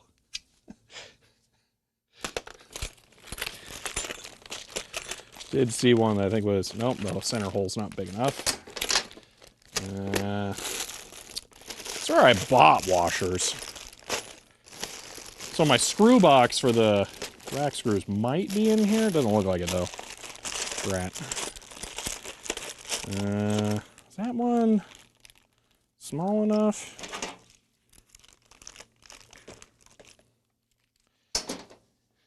You like seeing 3 shelves, but we only have 2. All right, how about this? Ooh, that's perfect. Okay, I'm gonna use 2 of those.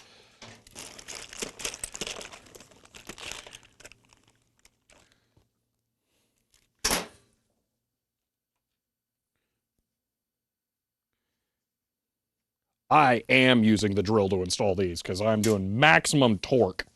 I might even use the wrench with a Phillips head and crank on it. See you on repeat. Oh, yeah, there. Yeah. Oh, gosh.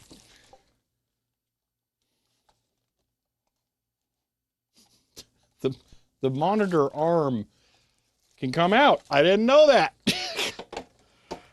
Okay. Good to know.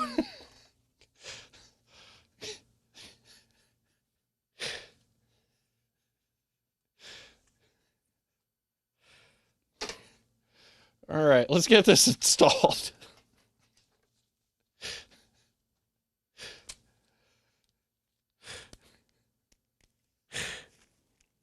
All right, so this goes in the middle. Hopefully. Oh, I feel like this is not going to work. I immediately have doubts about this.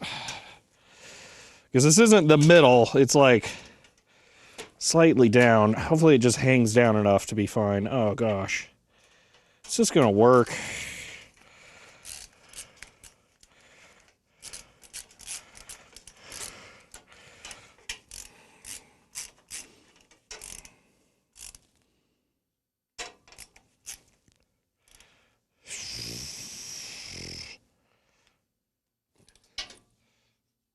Boing. Okay. Maximum torque. This is not how you use a drill, by the way. Don't do this. You know what? I have a better idea. No, let's not. I was going to use an impact drill. Maybe let's just not be stupid. I am serious. I'm going to use a Phillips and a wrench, though. One moment.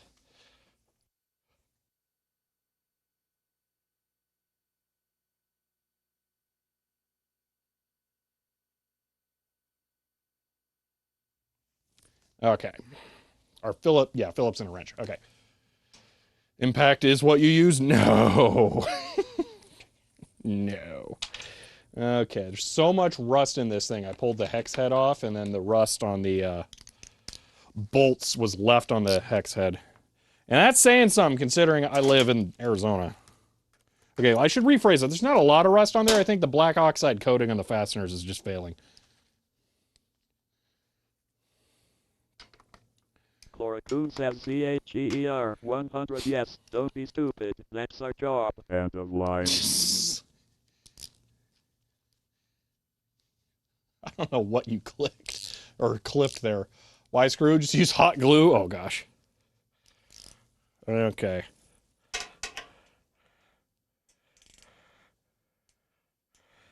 That is the wrong size bit. You know what? I'm just going to go with a flat blade. Can't have a wrong size flat. Actually, you can. It's weird, but it's close enough. Weld? Don't tempt me, because it's that dumb.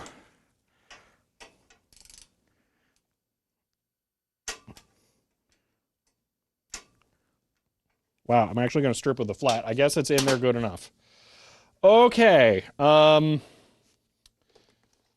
just going to put the other side in, I guess. Let me remangle it. Back into shape. This is definitely an area where having the gloves on helps.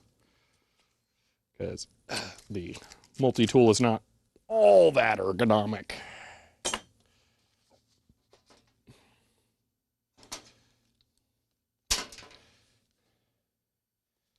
On your way with the MIG.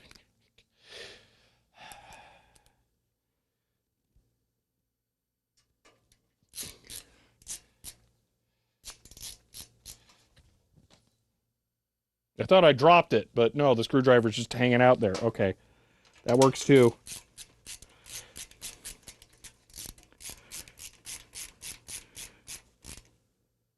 All right.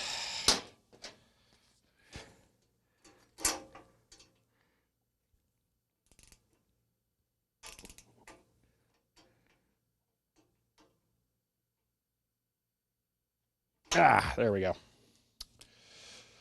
Okay, now I'm going to put these in sans console because I need to know how far they stick out and where to actually put the screws in for this. Because there's multiple points of adjustment and it's going to depend on how big the overhang is on my rack. So it needs to go here at minimum. Yeah, that would work. So, wait, that one does not work. That's not an actual mount point. Okay. It can't go farther, so it has to be skip the front hole. Okay. That's where it goes. Now I know.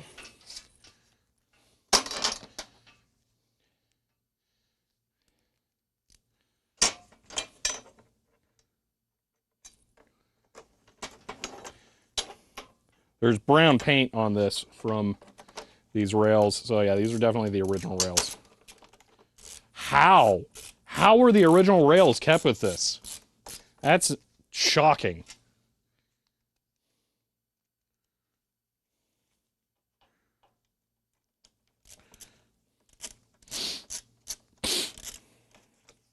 Well, now I don't have to worry about what I can put behind it because there's nothing behind it. It's a good thing I had to adjust the vertical uprights no matter what, or I'd feel really stupid.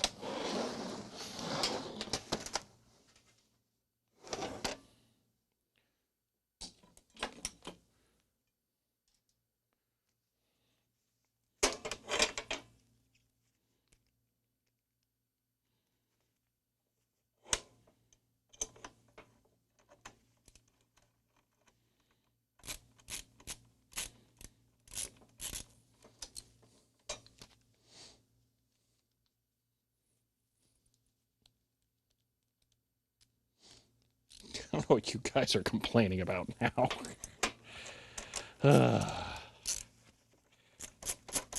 All right, moments away from finding out if this will work.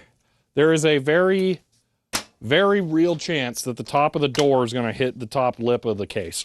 So, let's find out.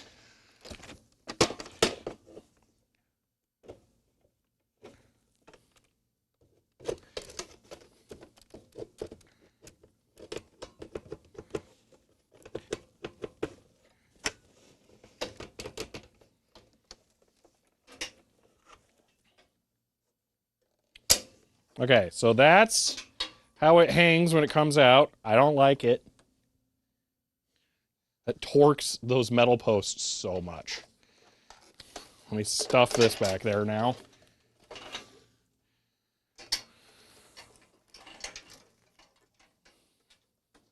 They're bending so much. How was this ever acceptable? Okay, and I push on it. It's not even the lip. The hinge of that hits? What? Oh, no, I put it in the wrong spot on the left side. It's not going to fix it bending so much, but... dude, this is super annoying. I installed it wrong. This needs to go down one more spot in the rack. Good news, though. This is going to go quick. The other stuff was slow because I had to figure things out. I know all the things now. I just got to move it down one.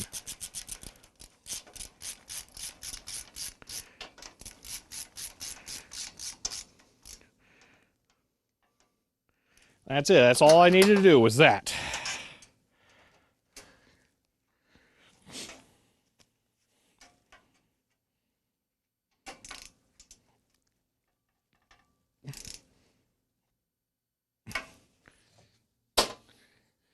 Now, this one is kind of bending up and away. Oh, that's so sketchy. Good grief. It just rotates by hand.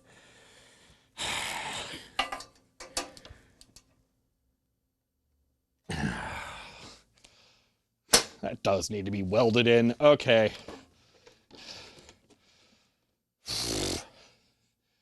You're not the first, yeah. Okay, so there's that side, and then this side I have to manually splay it. There we go.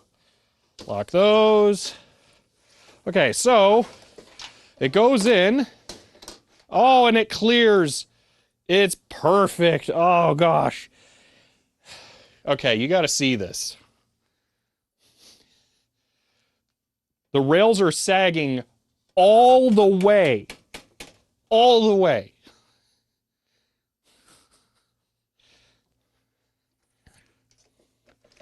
Pull it out. Watch it just cantilever. Flaunt. That's not like loose bolts. That is the metal being bent. Okay?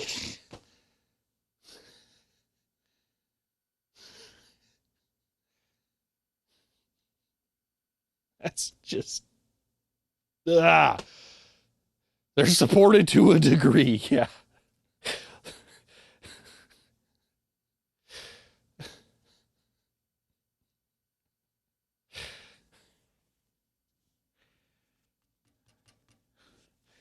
There are holes in the back. Oh my gosh, wait a minute. There are holes in the back. How old is this rack? Wait a minute.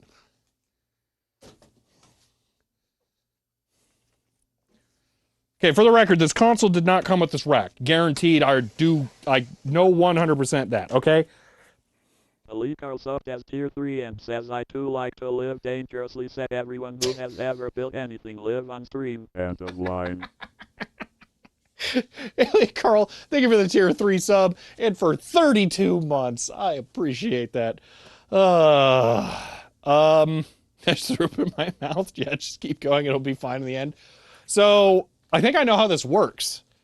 I think there is a way that it's meant to not be dumb, and I don't think it may have actually been used like this now that I look at the wear marks.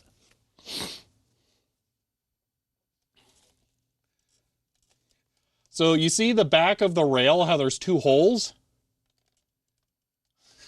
You remember that part I was telling you that the former owners cut off of my rack? I think those go to an inner rail. Like this. I think they're meant to bolt to this. So this must be like a super old rack design. So in theory, I should actually move this forward about 6 inches. And then this could bolt correctly. But they're cut off on the top. Like you can see, gone up there, exists right there. I can't have it up high. I would have to flip these upside down. No. Or I'd have to put the thing at like sitting height, which, I mean, if I put a stool in front of the rack, that's not the worst thing. But yeah, that's so cursed. Yeah, I have a feeling that that's how it's meant to be. I think that's how you install this. That is awful. And that explains why the things are so messed up, because if that console kept getting used after they like upgraded racks or something and then it didn't have that, I mean, that makes sense. That is unexpected. Spent 7 hours on Twitch modeling a solution to CAD program you never use. Yeah. Okay. Speaking of never using, I'm going to remove the console. I think I'm just going to not have it. It would be pretty easy to actually fix this. So what I need is a metal bracket that just extends this. That would be possible. But I think that's how this installs. So I'm going to just remove it. It might also be possible to get like universal rack ears and then attach them to this and then just have it extend to the back. That might be possible too. But you like the console? The console rocks, but I don't want to destroy the original rails, and especially now that I understand how they work. So I'm going to remove it. I'm going to leave the two U's at the top because I would like to get another console at some point.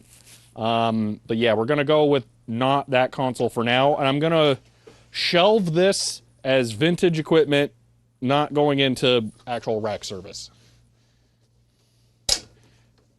Because I think it's just too old and weird. Everything about it is fighting this setup. Honestly, at this point, if I could get a new rack, I would, but I want to keep this one because apparently this is a vintage rack that would support this kind of mounting hardware, which is weird and cool, but yeah.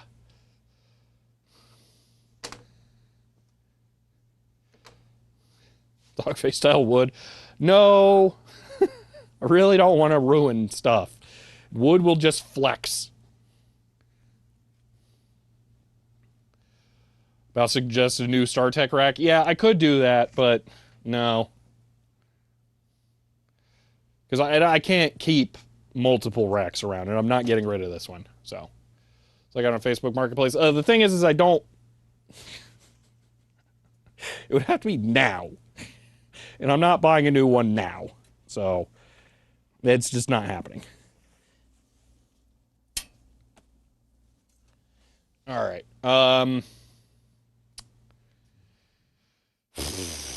Cage nut rails with retrofit attached to existing rails. I don't think you're understanding. This console and this rack go together perfectly. But I need to use this rack. And I cannot justify the space of another rack. So I want to keep these two to go together, but I have to use this as my contemporary rack right now. So later, what I will do is when I can justify a second rack, I will take this one out of commission, put this console back in it. After flipping these rails upside down so it can mount properly, I will pull these in from the rear a lot so they can mount fully correctly. And then it can live its full best rack life. But for right now, I need to use this as my contemporary rack, so I'm pulling this, shelving it for the moment. So that's what's happening. That one can go back where it was. Everything that was in it before is going back where it was. That space is not free.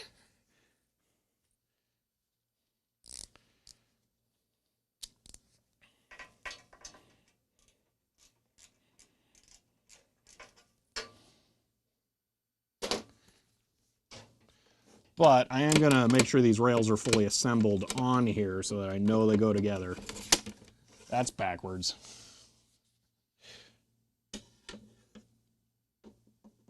At some point, I'm probably going to assemble the other open frame rack that I have off stream.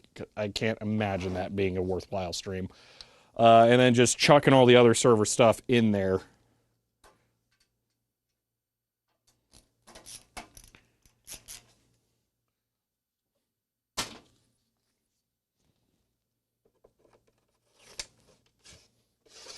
But yes, this is complete, but very, very difficult to use.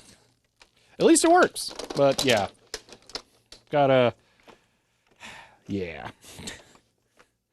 You know, as one last thing for this before it gets put away, let me grab a towel and we're gonna fix it. So you see that bent lip? I'm gonna unbend it.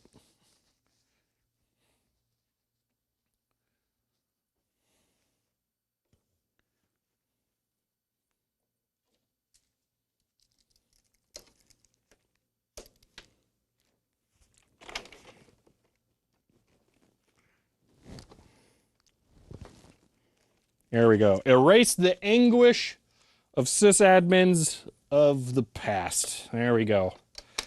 Back to being flush-ish. It's 1/8 of an inch thick. It's not easy to bend, so. But it is aluminum. So, but it got a little curvy. But still, it's better than it was before.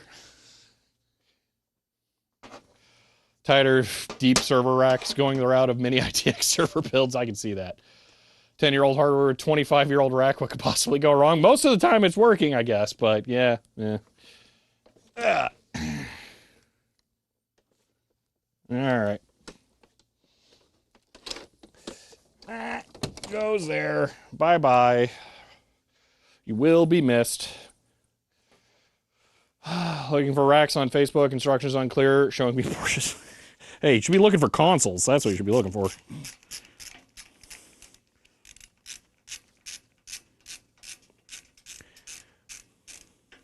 This might also be something I just build myself. Find like a 17-inch monitor. Maybe find a VESA right angle something. I don't know. Fitting the rack with an NES when? I don't think that's happening. When I find a rack mount NES, sure, I'll do it. And it has to be OEM, rack mount. I honestly wouldn't be surprised if something like that exists from NES World Championships or something. But I don't have one. CRT monitor in the rack, that's more plausible than an NES.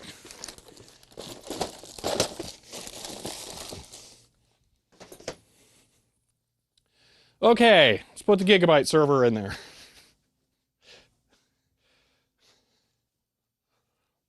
Widen the angle on the camera and make it not crooked.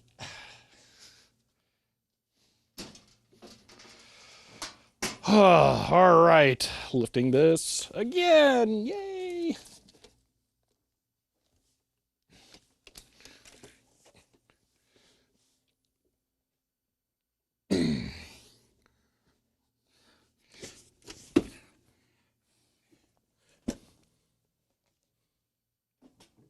You know what? That's a bad way to do this.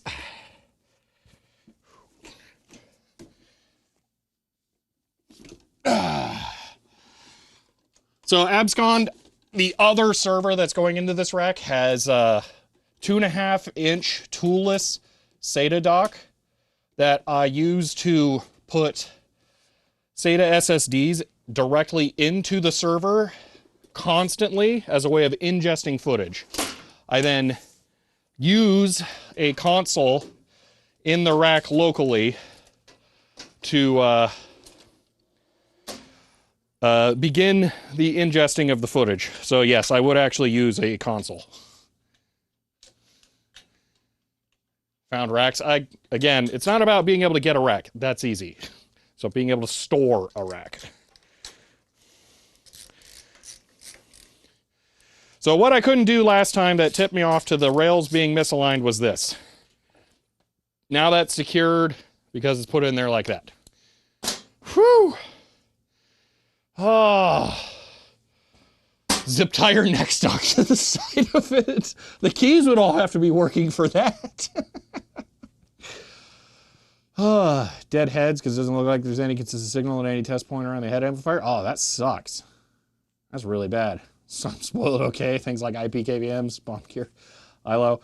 I mean, I have a lot of that, but I'm not kidding. I have just SATA drives floating around all over because I use these for filming. I have on my cameras, so I can just show you this right here.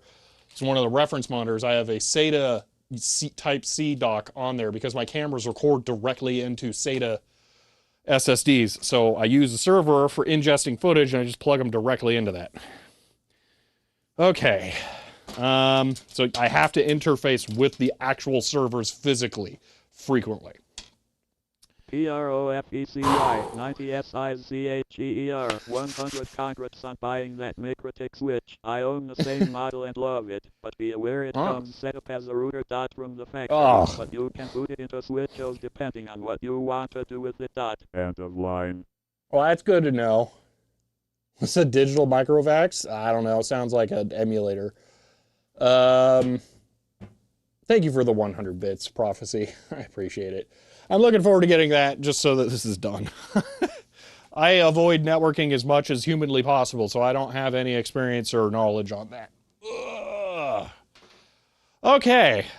All of that to now find out no, I cannot install the Keystone panel behind the server on that U. Actually, how did this thing even fit with the rails farther forward? Jeez. And if I move the front any farther back, the rear door almost wouldn't close because the actual rails on the server itself are not too far from where the door is. Alternative ways to digest that media without having to constantly physically interact with the server rack. I mean, the answer is put a SATA controller in my editing machine, connect them with the dock in that. I have that set up, but the SATA controller for it sucks and it overheats when I try to import that footage and then they drop out. So I just use that. Just say a microvac sounds like an emulator. It was absolutely designed to get my attention. Which one of you is the digital nerd? I assumed Dziak was kidding. Or it's in, like, one of those weird places between here and, Flagstaff that just may as well not exist. Okay, so we're gonna put... Man, this sucks now. I was kind of hoping that, I could really put that Keystone panel right behind this, but no. Rat.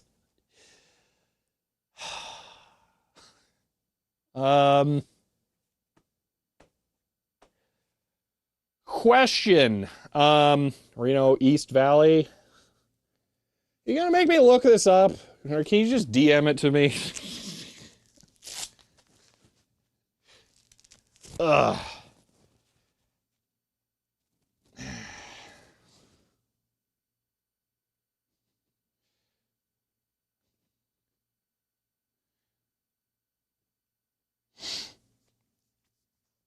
Ugh. Set your ad there, DCAC. It's expensive. Expensive is relative.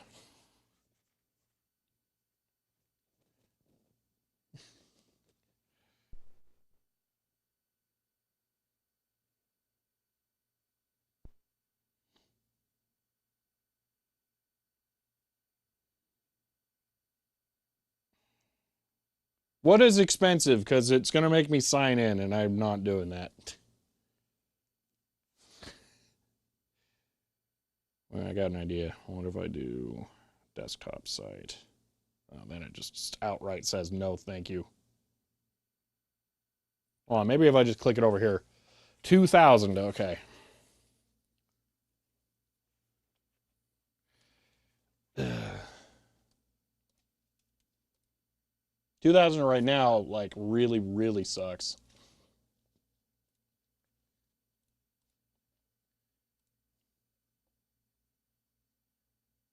That's what I thought. On desktop, they let you view it without signing in. Okay. Um. Oh my God. It's a Microvax 2 R400X. It's missing a Fujitsu hard drive. It has something I didn't know existed that I now want more than life itself. It looks like there is an 8-inch drive that looks like the double drive from the Deck Rainbow. I didn't know that was a thing. That is insane.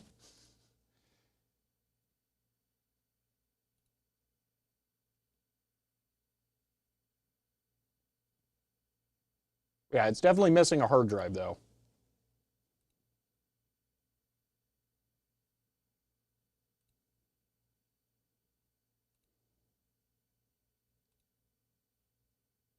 Yeah, that's what it looks like. But here, I'll just put it on stream. It's not like it's going to leak anything. I'm not signed in. Hold on. Someone's got to turn on their video capture hardware. Oh my gosh.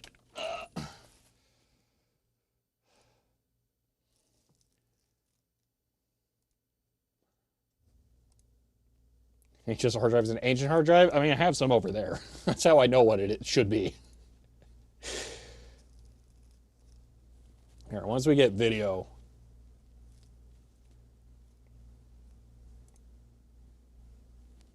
Come on, show video. Can I just sit? Wait. Is this... It's probably set, right? Hold on.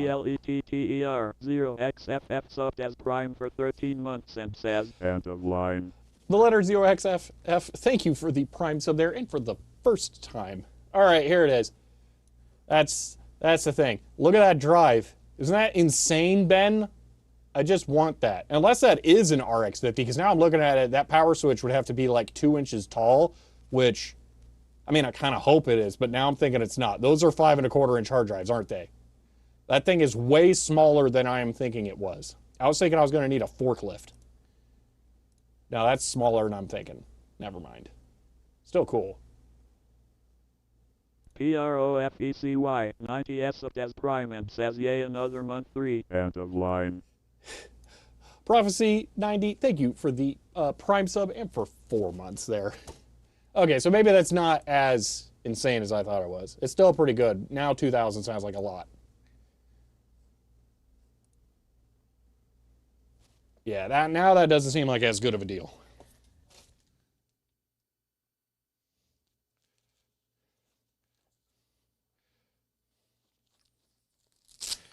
I'll hit them up when they're asking 300.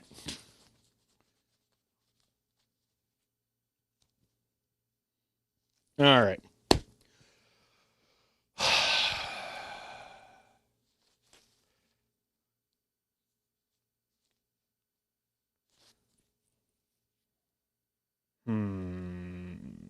How do we want to handle this now? Do I need to move the server down? I don't want to, because I'm kind of tired of moving the same rails over and over again.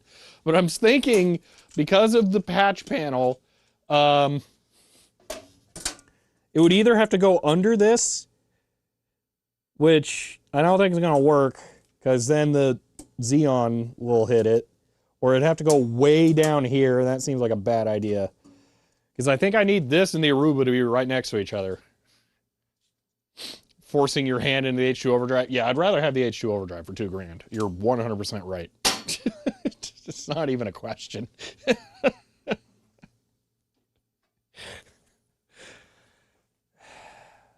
Xeon's not here, by the way, so we can't put it in there. You can tell because I'm streaming.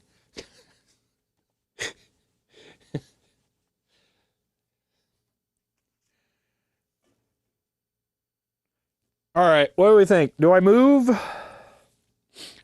this down to you and then put the 2 power switches up above it to have that stuff accessible from the front somewhere, and then have the network punch panel behind this, so then the first server would be 4U down, so it'd be Gigabyte and then the Xeon, and then if the LTO robot goes in here, it'd be all the way down there. I move it 2Us to 2Us, okay. Oh no, that one's the same chassis. One thing of backstation. Okay, if you draw, yeah, okay. Let's move it. Let's move it down 2Us. I want to cry. On the bright side, at least now I have a reference, because we're down to where I mounted the other one, and I have Sharpie marks in the rails, so I just go under that. So, okay, fine. Well, it's facing this way. I'm just going to remove the server going away from the camera. So just deal with the fact that you're not going to be able to see this part, because then I don't have to rotate this thing around a bunch. We'll move the rails down one, and then we'll start mounting network equipment. And making cables. Because I think we're ready to make cables. Gotta love that big mini computer that is so ancient. We will get that console back into the rack soon, since it's worth for the CHER 100 CHER 100 CHER 100 CHER 100. Now it's time to sing the best song for the Tech Talk. Da da da da da da, and again da da da da da da. The end of line says. Come out. End of line. Oh my gosh. Diego, thank you for the 100 bits. Okay, come on. I can't get the left side to release. There we go. Okay. All right, and then, yeah. I like how this server doesn't weigh 200 pounds, and I can easily carry it. It makes it nice. Unlike the Xeon one, since it has 12, 14 hard drives in it. All right. Let's move the rails again. I'm so tired of moving these rails. We've been doing this for 2 hours.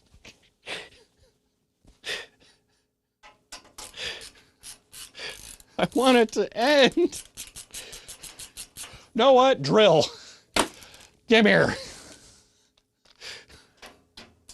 Ah!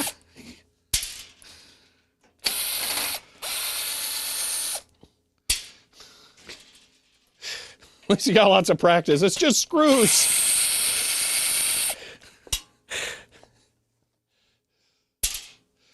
Feels like 2 years? It does feel like 2 years.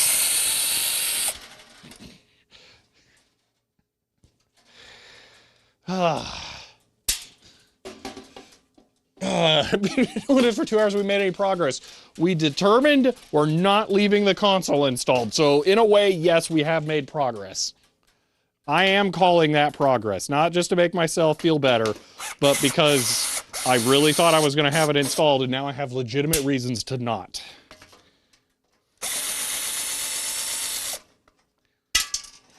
Okay. Why is there another screw and a rail down there? Hold on, let me grab that.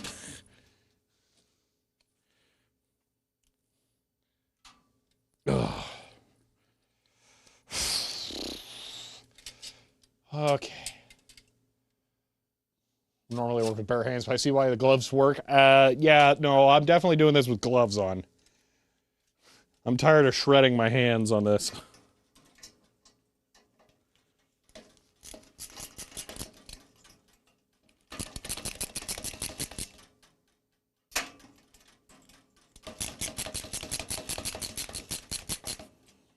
Okay.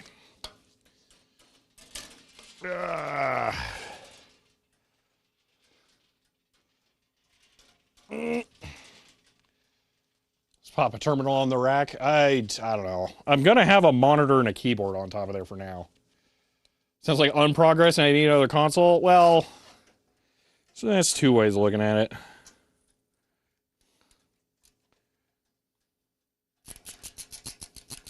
The rack that size of my hallway just had a screen and keyboard on top. So it's full suns. Yeah, well, that's what it's gonna be for now. I was just kind of hoping to get away from that.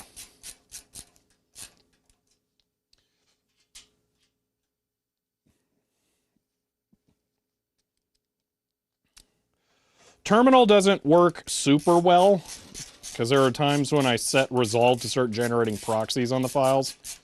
I may not need proxies after this, so we'll see, but I'm still gonna assume at some points I'm gonna need them for now.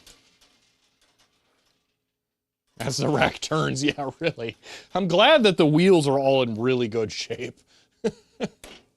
So that this part doesn't suck.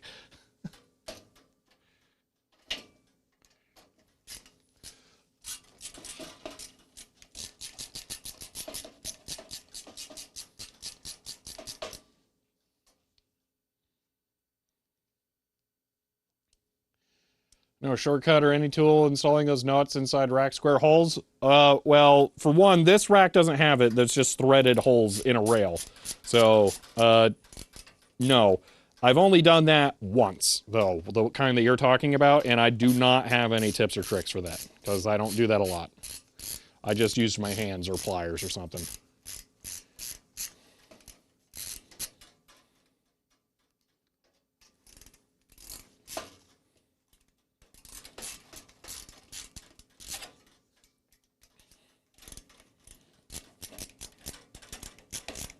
Hadn't even considered...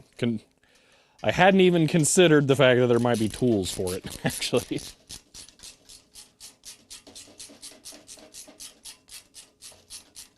Take up playing the guitar? I could see that, yeah.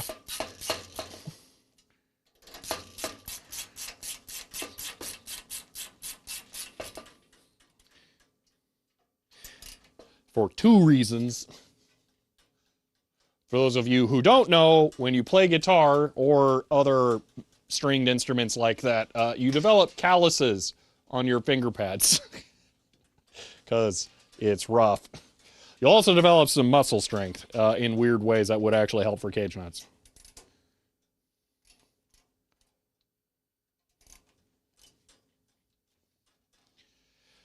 Okay, second rail time.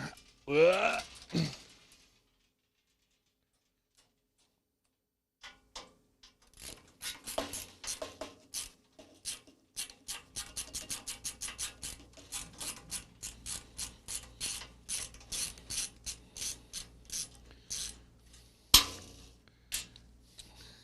You get it? Yeah.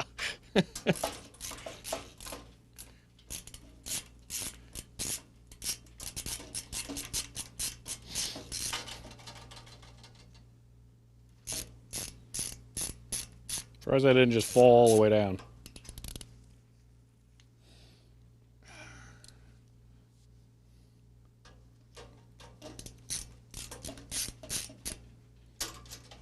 Should probably just go through and mark all of the U's with a Sharpie on this.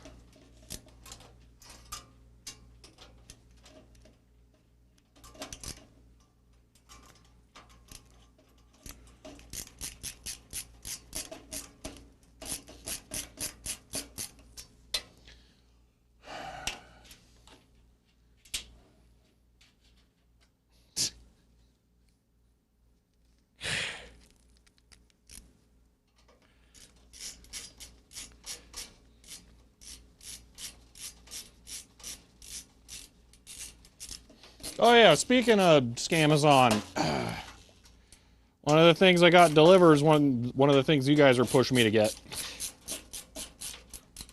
It's a not Apple product. Ugh.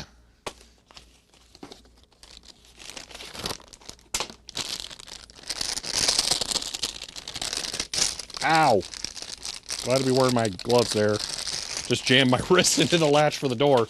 Anyway, the eye crimp for the eventual amp mate and lock pins.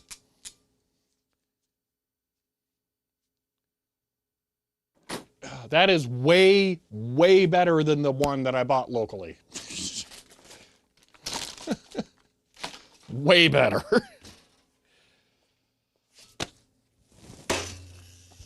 Put that in the wrong U. I'm glad I noticed now, but I want to scream.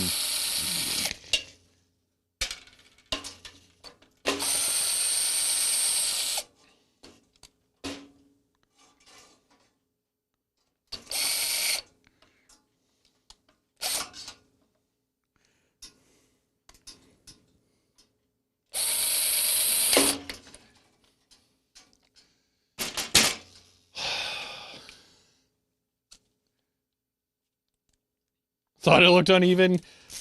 I didn't. Because I couldn't tell. Also need to back out that top screw because it's not threaded evenly to the other one.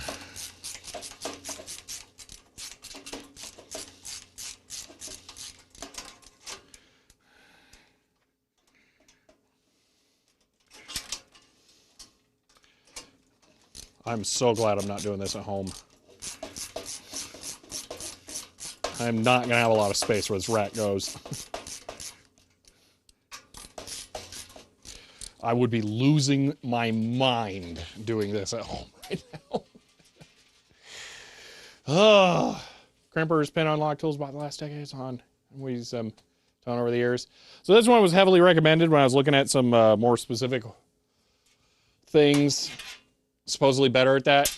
The dye in that looks a lot crisper and nicer. I don't know, the crisp is a really weird way of describing that, but the edges seem sharper than the one that I bought, and it looks like it might actually be replaceable, unlike the one I bought. So I don't know. It just seems better. Is it any different losing your mind at the office? Because here it's bright, and I have the tools to do things. And at home, it will be dark where this goes, because house is not set up with filming lights all over, shockingly. And it will be difficult to see things, and I won't have tools to make the job easier.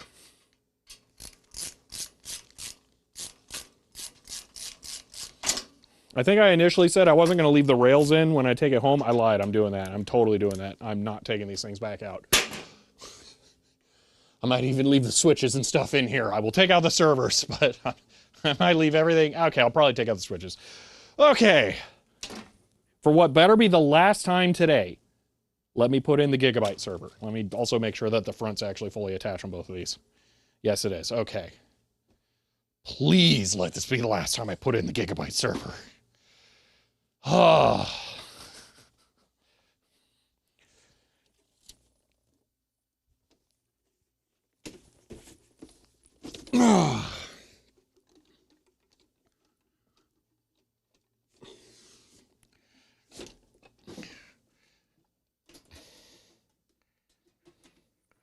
Why? No, idiot. That's backwards.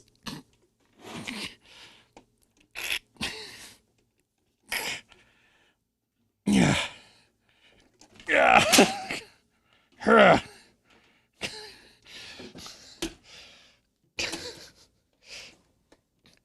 Nope, misaligned.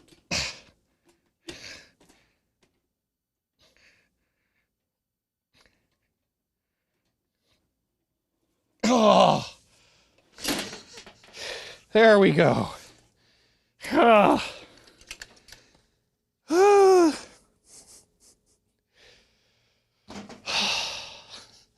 It's upside down. Yeah.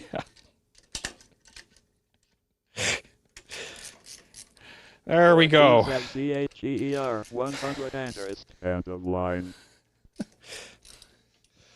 Chloe, thank you for the 100 bits. What server is this? Transcoding? This will be the live editing server. That will be its main goal. So it's going to host in-progress projects. I will probably also host my web services off of it. That'll move the other one to archiving. Well, maybe not. I don't know. I have to figure it out still. There's a lot more stuff in play. This one will definitely be main rendering and editing storage, though.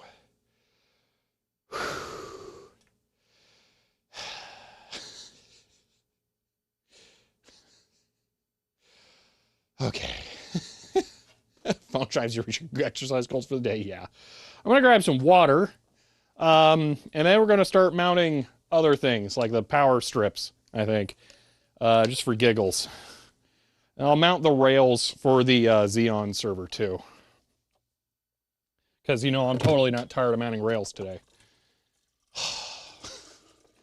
Does LTO library have rails on it? I don't know if it does. I'm not taking it home immediately anyway. So it doesn't really matter, but it'd be cool if it did. I'm just going to go look really quick while I'm having a sip of water. Wow. It does not. It doesn't even have provisions for rails. What? There are no rail holes on the side of the LTO robot. That's weird. So I guess on a shelf it goes.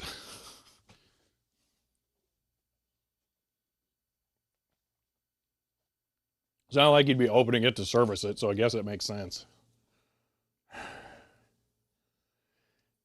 With all the fans facing one way, switch on, watch the rocket take off across the office. So the switch fans actually blow sideways on the Aruba, which we can mount the Aruba. No reason not to do that. So wait for a while. There's still only one thing in the rack. Yeah. To make a long story short, I decided that the console is not compatible with this rack outright. But we're going to put a second thing in right now, or I will lose my mind. This is an Aruba 2920. It has 10 gigabit SFP modules, or add-on board thing installed. And I guess this is going to go right there. I need to take something off so I don't destroy it. Oh, fun magnet. I'm gonna go put this on the front of the rack.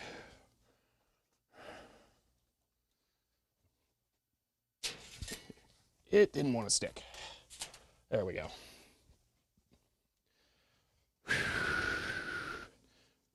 Okay. Took 3 of us. Wait, remember installing some big SCSI boxes? These big means 6U filled with SCSI disks. Oh my gosh, 4 terabytes. That's amazing. Okay. So,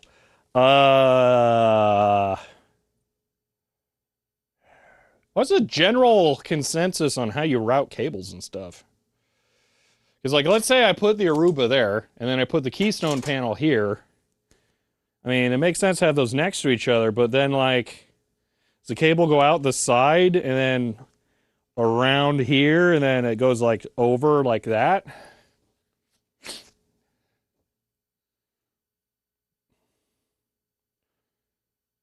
Because I guess I hadn't considered how the routing for the cables would work on this, but, yeah. And then these are going to go on the front. Why do you want the switches in the back? Don't they go in the back? I don't know. Should I put the switches in the front? I don't know. This is why I ask things. I'm more than happy to put the power things in the back and put the switches in the front so I can look at blinky lights. I don't really think there's a reason to put them either way. Weight balance? There's going to be plenty of weight all over this thing by the time I'm done. The UPS will go in the bottom, yes, for sure. That's the one guaranteed thing. Is that an 80J? I don't know what 80J is. That's an Aruba. This is garbage from Amazon. That's garbage from Amazon. Switches in the front, horses in the back. I don't know. Now that it was said, I kind of want to put the switch in the front. I kind of don't care. I kind of want the switch in the front because it'll make me happy. Yeah, but I don't really need to flip the power switches that much. So I could put this here. And then when I go to put drives in the server that'll be down here, I get a look at blinky lights. See, that's pretty good. Points everything's easy to get at. It will not be that easy to get to once it's all in there. That's true. So if I do that, yeah, because I'm the power switch on this does not need to be used. Fun fact. I only want these just so that it's rack mount power distribution. That is literally it. Because these are going into a UPS. Again, I have 2 of these. I'm just going to start assembling the second one while I'm talking. I have 2 of these. They're going into 2 plugs on the UPS that are switchable. They're already switched groups, so there's 3 plugs per 2 groups, switch plugs total, 6 plugs total. These are just going to essentially break those out to rack stuff. So Xserve never, because they are ridiculously loud and power inefficient. Because that's where the NICs are, but it's personal preference. So I'm using the Keystone panel. I don't really think it makes a difference. The only thing that's not going to be Keystone is SFP, because that sounds really expensive. And I've already spent about $1,000 on this stuff. It would be cool, but I would need... I mean, I can't do it with DAC cables, so... Done. That's it. Out. I can't do anything. Now this is going to suck with the gloves, so I'm going to take gloves off for this.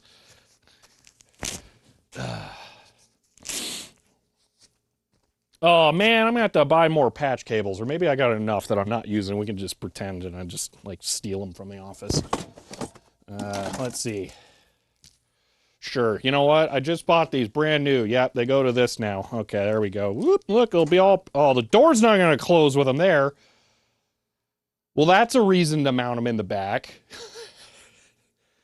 Drat. Phew, one moment.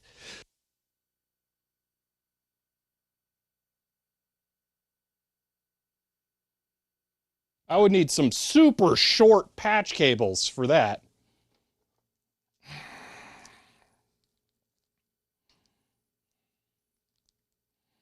Yeah, here, that's one. So if I actually plug that in, can I even plug? Oh, the like tab got bent weird. Okay, if I actually plug that in and then held it kind of like that, yeah, that's gonna like really be a problem for the door. That ain't happening. Can't have an Xserve? No.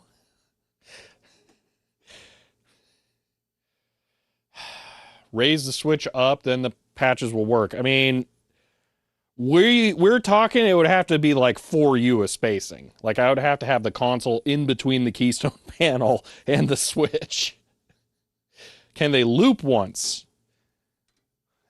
Yes.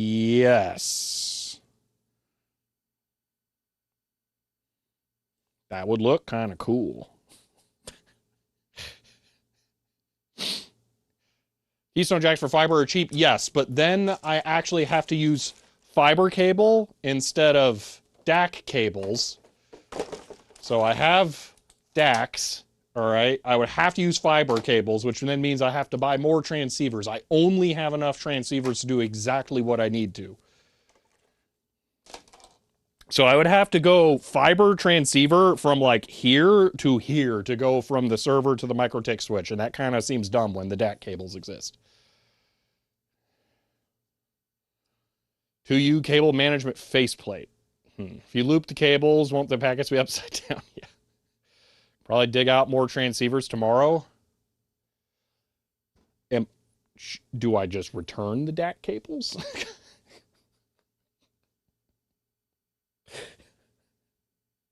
Because they were $50.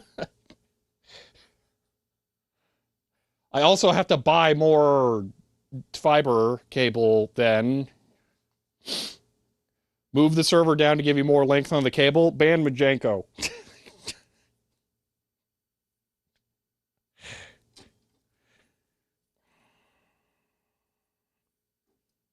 Let me do this.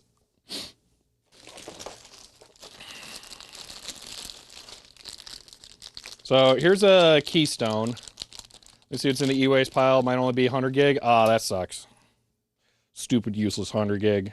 Okay, so if I put a keystone for Ethernet in here, all right, let me undo the bundle.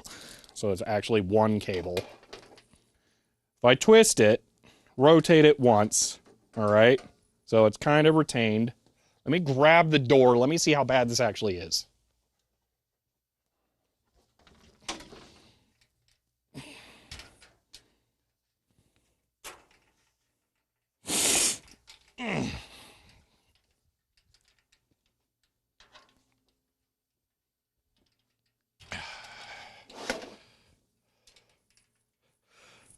I can't space the door out further. It's not how the hinges on it work.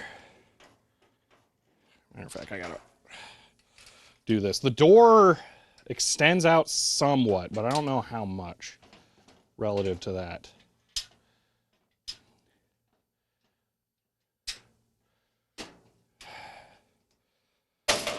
So that easily clears with one loop. Okay, how about no loop? That hits not that much. If I bend them over just like that, it'll be fine. So maybe I just bend them.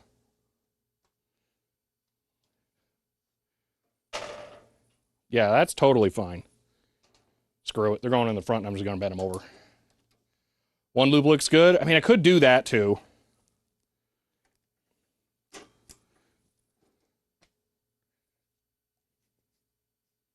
Hmm. 48X and you think I'm going to have 48 things in here? I could nearly get away with like a 4-port in here. I'm only using that because it's fun.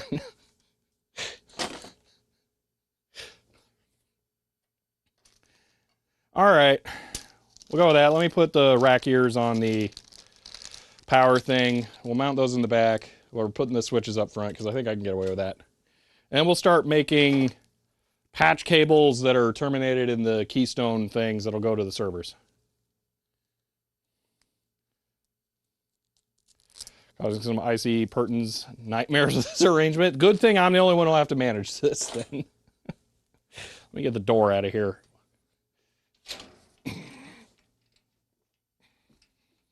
It would be cool if I could find a date on this rack, but I don't think I'm going to be able to.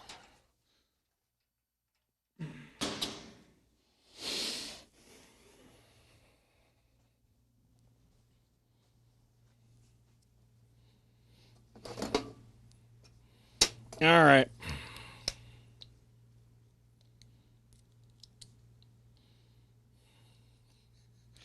Most waste of space, yeah.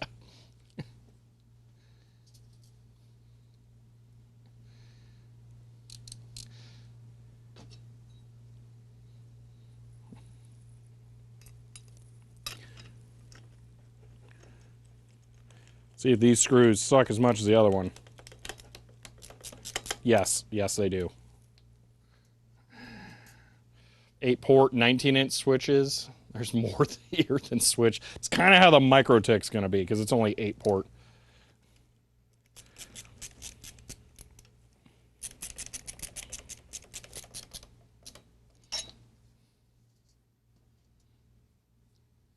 .5U. So when you say that, what do you mean? Because there is test equipment that is half width 2U. Like the HP 34401A multimeter that I use is actually a 2U device, but it's only half the width, so you can put like either a second one or maybe like a half width power supply right next to it. I'm curious if that's what your switch is. I don't think I've ever seen networking gear use that form factor, only test gear.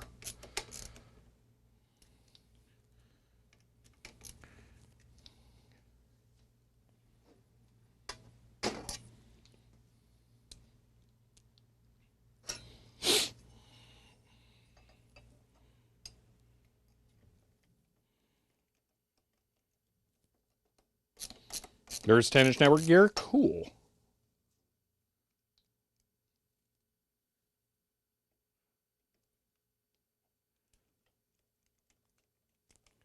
Also, I think it's funny that I presume it's standard called 10-inch when it's a 19-inch rack.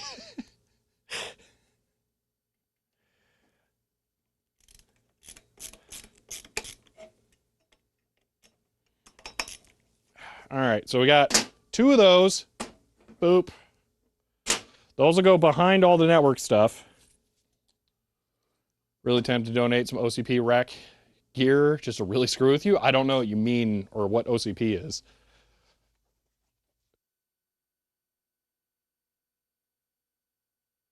Yep, it's that time of stream where my nose decides, oh, we're doing this now. Okay. Back to gloves. 21-inch wide rack. Oh, that sounds useless.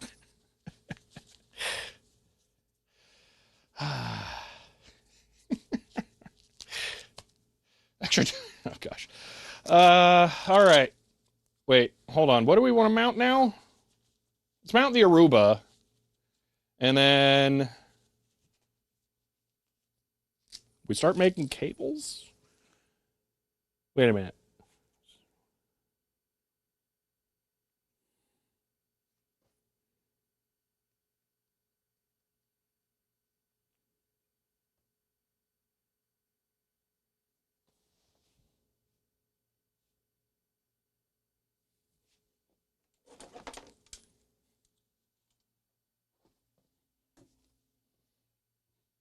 Pretend this is the MikroTik.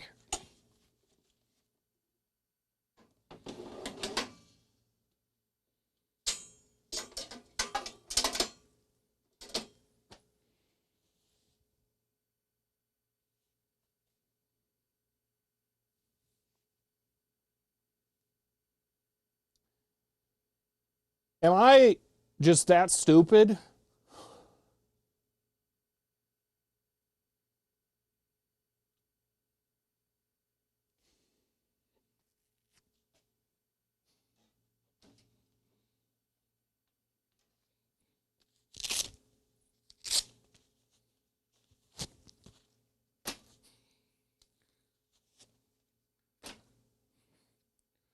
There's 1 U of space above there.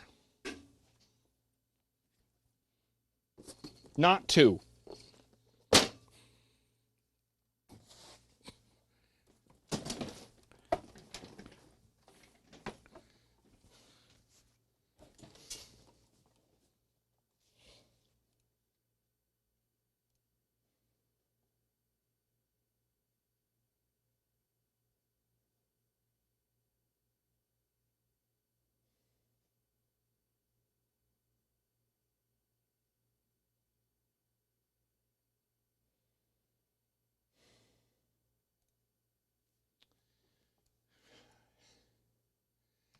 I left 2U for a console. So I thought. So, are there 1U consoles? Oh, look, this is available now. Cool.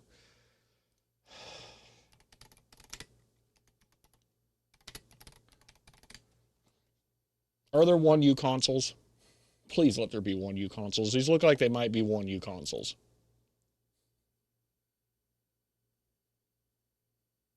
It's a 1U? Okay. I was about to start crying.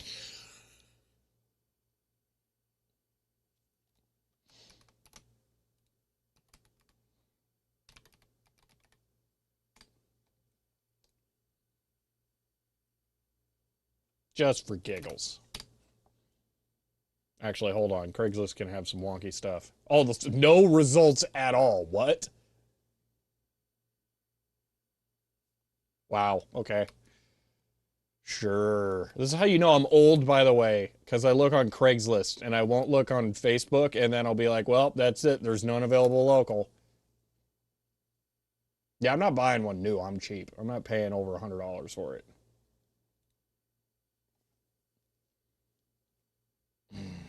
No one uses Craigslist anymore. I know, and it sucks because only I only do. eBay might be an option, but I don't know about shipping. I mean, maybe I can find an eBay local pickup. Server rack console. Okay. Max $100. Okay. Those are switches.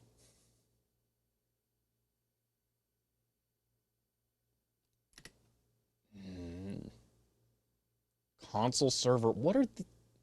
What? Wait a minute. Hold on. What are these? Wait a minute.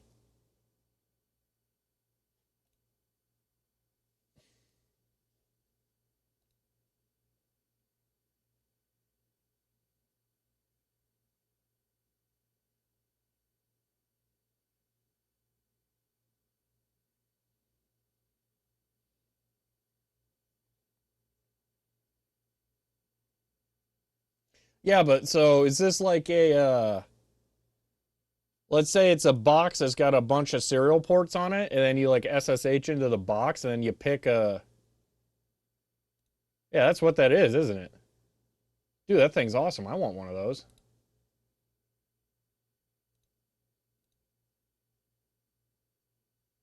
That's amazing. 48 port RS-232. Want. Okay, it doesn't help what I'm looking for, but that's cool. I kind of was trying to think like, am I going to have like a USB 2.0 hub with 8 RS-232 adapters and a bunch of serial cables? And says 32 bit exclamation point dash I mean months. Let's get this rack rebuilt. End of line. Yeah, Helen Croft, that sounds amazing. That's exactly what I want. 4-port terminal server. Yeah. Flare Spire, thank you for the tier 1 sub there and for 32 months. I appreciate that. Yeah, want. Okay, but that's not what I was looking for, but want. Henry holds old the things, yeah. Like, you know, I wouldn't use any old stuff. Yeah, Ben, I mounted the server in the wrong spot again. So rather than moving it, I'm trying to make sure that 1U VGA consoles exist, or probably hopefully HDMI. You know, maybe I could throw HDMI in the search, and then that'll like make it actually good. LCD, I mean, I don't know what else they would be. That seems like a really stupid thing to add, but I guess. Congratulations, yeah, really. There is one for less than $100. Kind of like that it's HP, but yeah. Well, sanity, it's not that I'd rather spend 100 rather than rearrange things. It's just like, is 1U the standard for this kind of thing? So it seems like it, yes. LCD remove the switches, etc. Yeah, but why do they list it as LCD? It's not going to be OLED.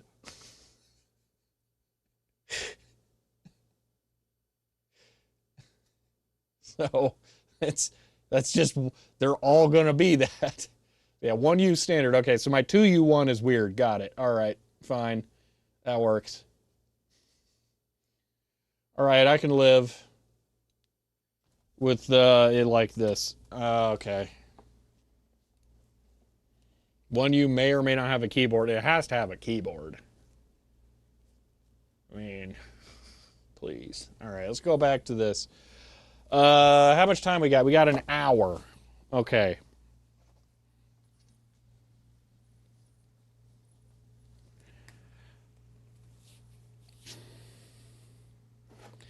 Let's keystone, make cable, do thing for some 1 gig connections for this. Let's work on that a little bit, because I don't know what's going to happen with fiber now, apparently. I'm glad I didn't damage the bag that the DAC cables came in. I'm going to want to make sure that I can put the one back with the twist ties, I guess.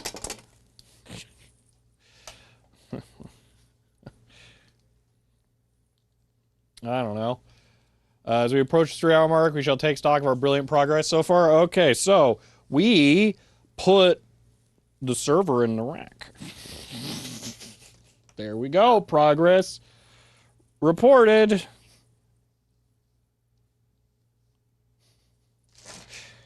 Where's the other twist tie? There it is.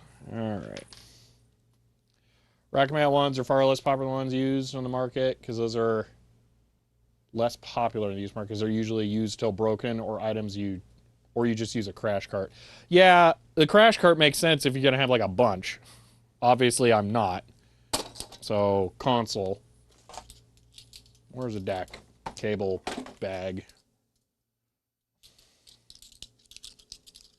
It's somewhere, in theory. Okay. You know what? I want to mount these. Let's just do that. That'll make me happy, because that's easy. No, rails don't fall over. Oh, gosh. Gloves. 20AX is less fragile on fiber. Why not use IPMI for KVM purposes? Because all of my servers have GPUs in them that break IPMI. Because IPMI is not a frame buffer. Well, IPMI is not at the operating system level. So if you're using a dedicated GPU, then the frame buffer isn't accessible to IPMI. Yeah. And that's for video rendering purposes, not cryptocurrency, just to be clear. Okay. Phone? No. All right, we're going to mount these here.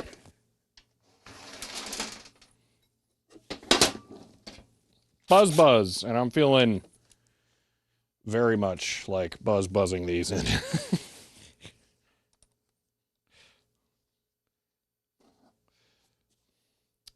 All right.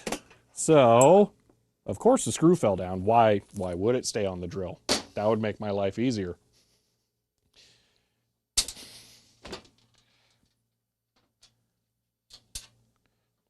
Just get on the bit. Ah. Ah.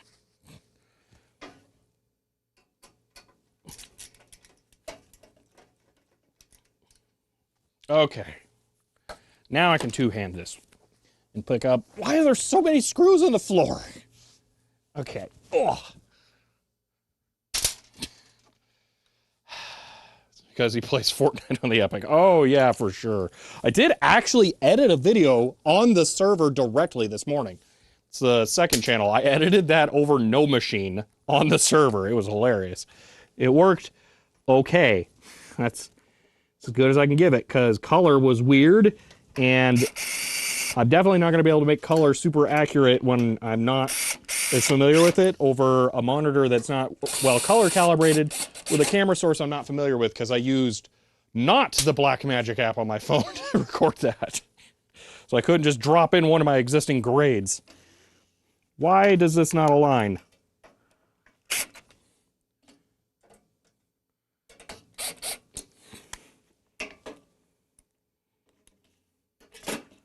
Get back here. Am I going to have to go buy like a bunch of 10-foot power cables? Oh no. I am, aren't I? Cards can't render videos in like headless mode. It's only because DaVinci Resolve pretty much needs X running. It's the fault of my video editing software. If I was using just FFmpeg, yes, but I'm not. I am destroying these screws.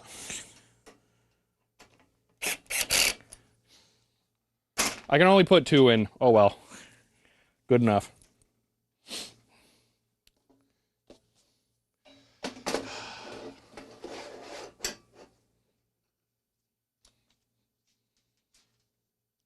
Remember, kids, insert all the screws before you tighten any of the screws. Well, the holes don't line up.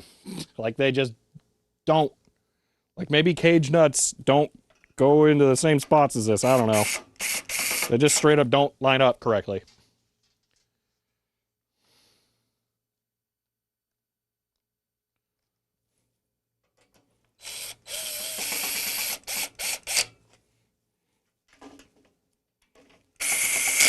All right. Cable time.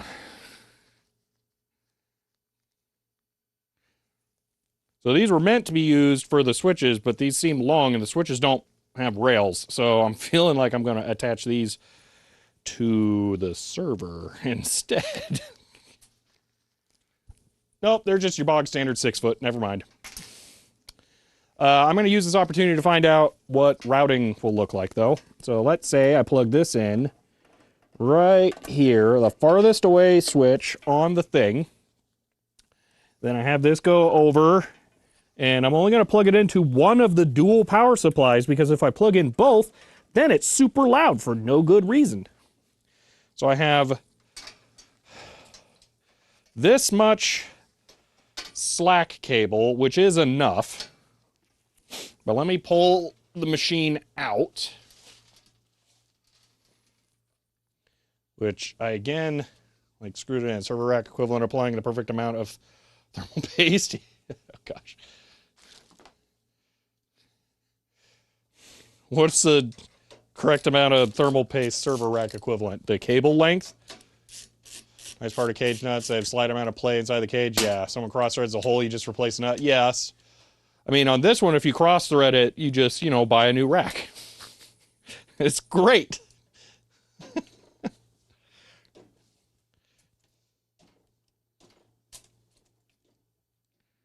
Why won't it come out? Why does it never just work?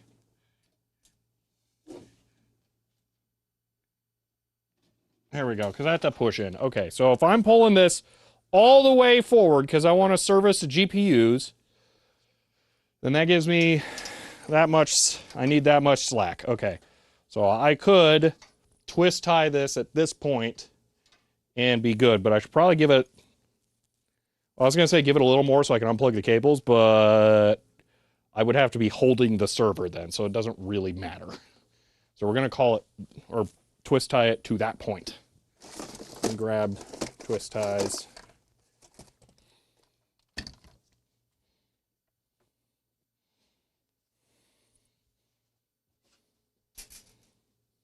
All right. Drill and tap hole, one size up, fit those thread saver things. Oh, I could, yeah. Cross-threading just nature's Loctite. Or you use nut bolt. Oh, you could do that, yeah. Okay. So let's put this here and here. And I'm going to guess that this is a really short-sighted solution, that I'm probably going to want to reuse this twist tie for like every single cable that goes here. But for now, that'll work for power. So this just dangles off to the side, I guess. Well, that kind of is a problem, because now when the server goes back in, it's going to jam its own cable underneath of the power center strip thing. So maybe those shouldn't be above the servers.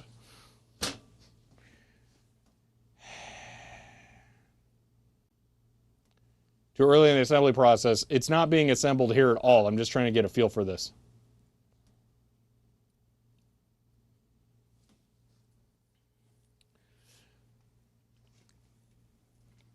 Go cook ramen?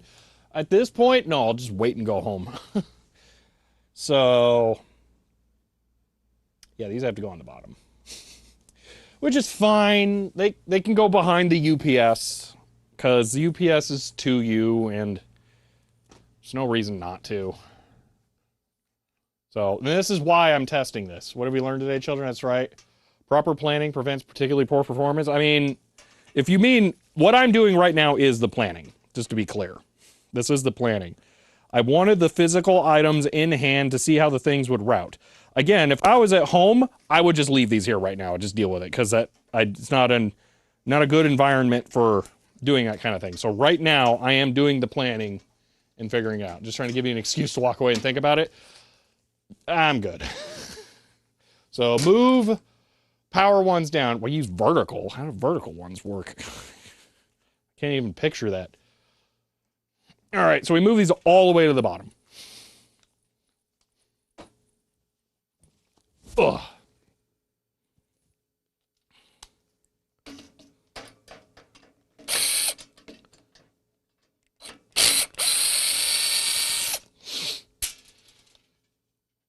Full size 42. Oh, wait, it goes like there to the side. Okay, got it.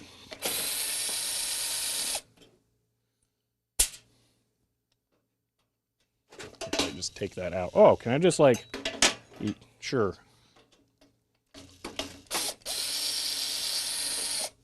Thinking more like spending 5 minutes and whatever Linux equivalent Visio to sketch out how the bits go, but fair. So I actually did use Libre Calc to kind of space it out, but that didn't tell me things like, you know, how this stuff lines up. So didn't really matter, because I can't take into consideration the depth of the rack.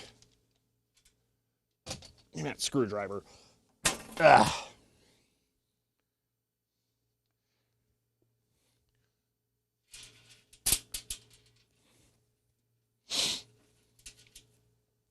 All right.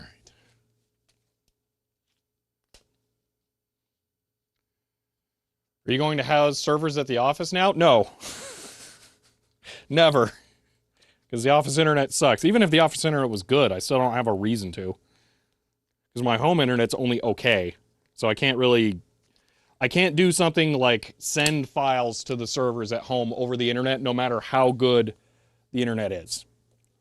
Because there's a 1 terabyte data cap-ish. I mean, it doesn't make sense. Why use this now the shorty roller rack? So, I actually don't know what I'm going to do with that rack. Dog-faced. That was supposed to be the VGA capture rack, but I can't have it be enclosed, and it's too deep, so I didn't end up using it for that. I have a different rack being delivered sometime for that. For at home, I think I'm going to need more U's than that can do when I have the 2 servers and the UPS and the switches and all that stuff.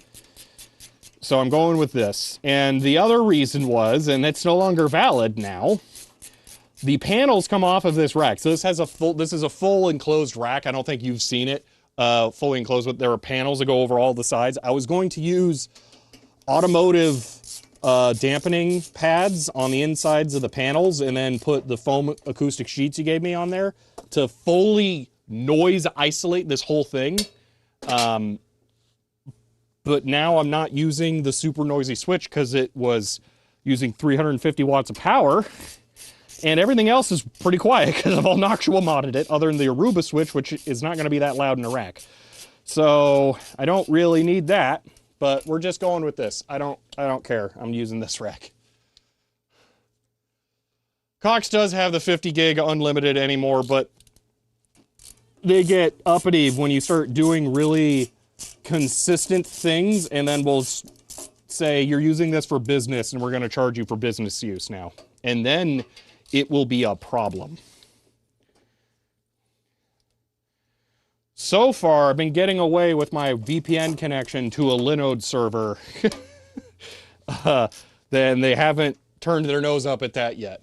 So, what is airflow? Yeah, well, my extrons are going to be about 93 Fahrenheit right now, if I remember correctly, because they're hot when it comes to this stuff.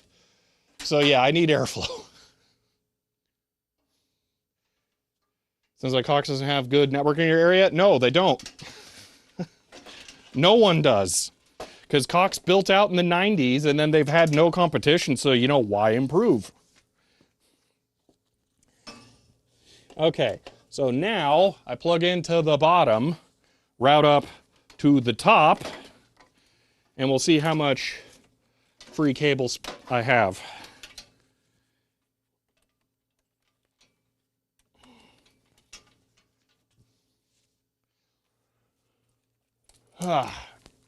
This stream is sponsored by Linode. Not really. No reason not to use on the side panels. The acoustic stuff, I mean, yes. I even have some, I think, available to me that I can use for it, but there's no reason to go through that effort because nothing is going to be loud. I have run this Aruba switch on top of the old server in the existing setup while I was testing it, and I couldn't even hear it. Open air, just like sitting out. So once it's in a rack, it's going to be dead silent. Because the Aruba switches genuinely get really quiet. They're really well designed in that way. So, okay. It's not that, it's these. There we go. Okay, so as I pull this out, the stupid cable came loose. Okay, I'm feeling like I need the anti-tip right now. I don't know why. I'm just gonna put that there just to be sure. So it will take all of what the cable has to do that, but that's fine because it's still enough.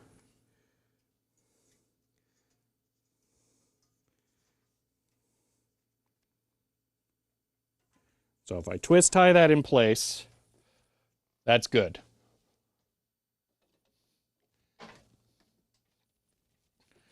All right, come on. There we go. Get back in there.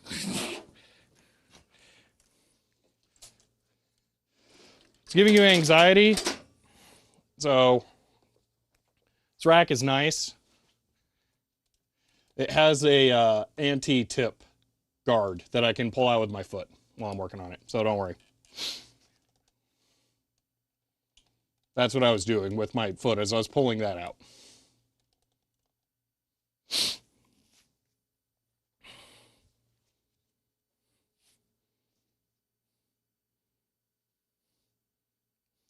Tip guard, I like it. Yeah. So if you remember some blue computers I have, they have solid aluminum bars on the bottom that protrude out for the same reason. But I only have one pair, unfortunately. Not for tipping, but for stuff sliding off The server? No, it's for tipping.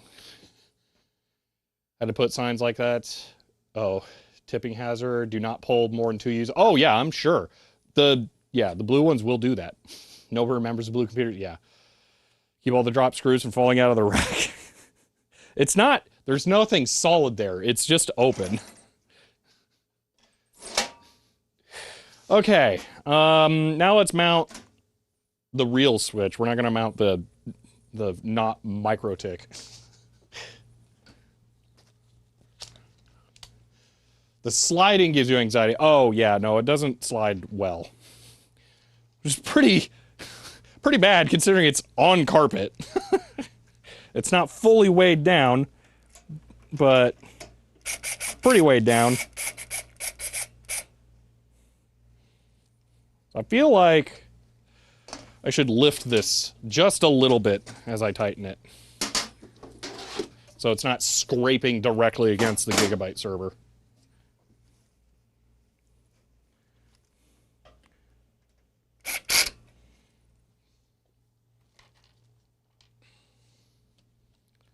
The office floor is carpet? Yeah. I don't know what you thought it was with it being gray. Whoops. Oh, I guess there are the stupid fake, like, wood ceramic gray tile. Yeah, it's carpet here. There's the screw. Gonna put a Korg tuner on top of the rack? Yeah, straw. No, but under the rack is going a giant piece of plywood. So it doesn't sit on carpet at home.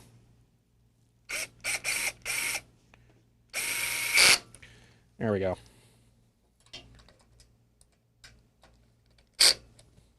So now, yeah, that slides freely. I think I hear it barely grazing in the back because there's not a lot I can do about that. But it's not an issue. Look, it comes out just far enough I can push the buttons. Similar issue, runs under 30-foot cable mount. Other side. Okay. Anything better? -6. I'm not sure what you're talking about. CM100. See, to me that means a CD drive. Okay.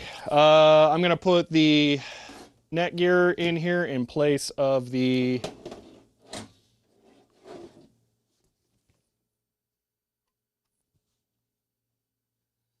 corners on this Netgear are super sharp. I just barely picked it up and it just scraped off the paint on top of the rack. Wow. Anyway, I'm just putting that in there as spacing. Oh, I shouldn't mount this yet because we got to put keystone cables in this. Although, actually, I should mount it because then I will punch down the cable and then I will run it the length I need and then cut it. And then I'll put the end on that way. So I am going to attach it.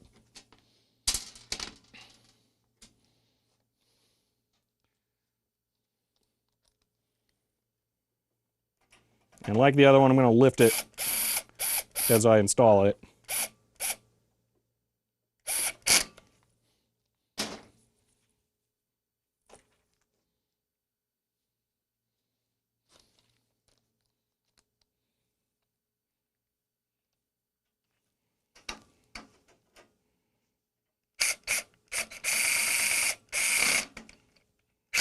There we go. And then that just whoop right out. Okay, perfect. So the microtick will go in between for the SFP. If I end up with SFP through here, I'll figure something out. But now let's go ahead and do at least one cable. Yeah, let me go grab the spool. I think it's in the other room.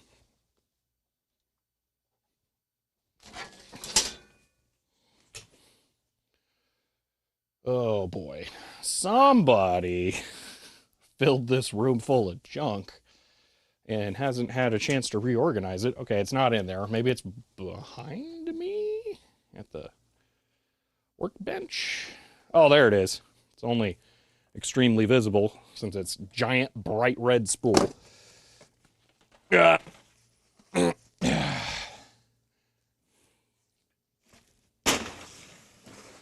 Okay. Is carpet new when you moved there? No. Nothing was new. There is telecom stuff up in the ceilings. Just to give you an idea.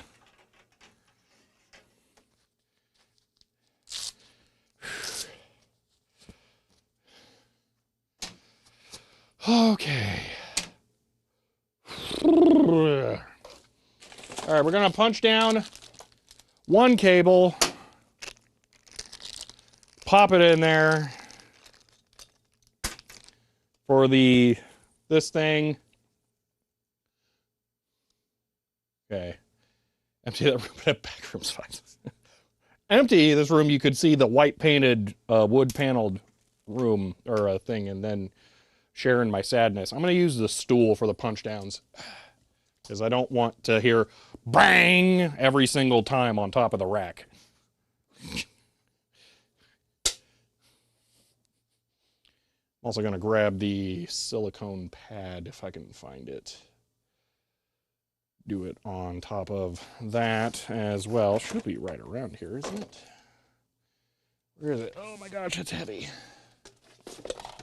Okay, I have no idea where it is, and I am losing motivation fast, so pass. The console's gonna be one you only? Yes. Apparently that's easy to get, so it's not that bad. I could buy one right now for less than 200, but I'm gonna wait and do just that. Wait and buy one that's less than 100 because I'm picky and cheap and really tired of spending money on this project. Ugh.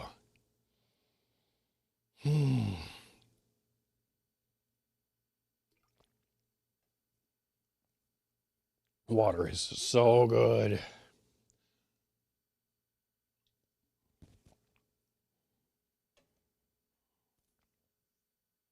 Oh, there's a lip right here where I can install a UV LED strip.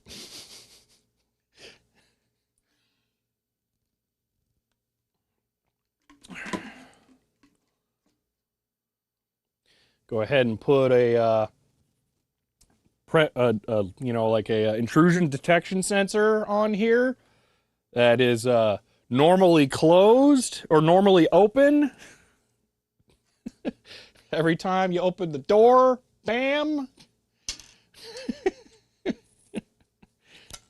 All right, let me get started on this. Okay, we don't put a boot on this side.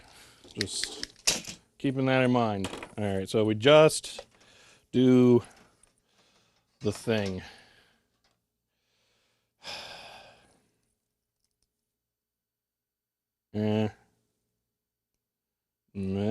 Almost.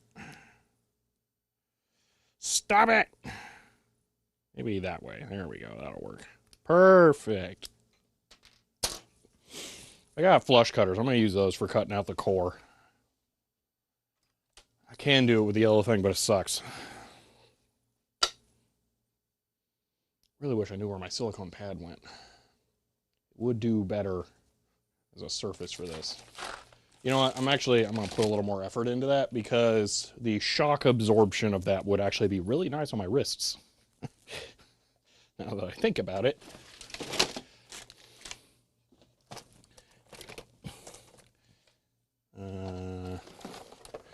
Where did it end up?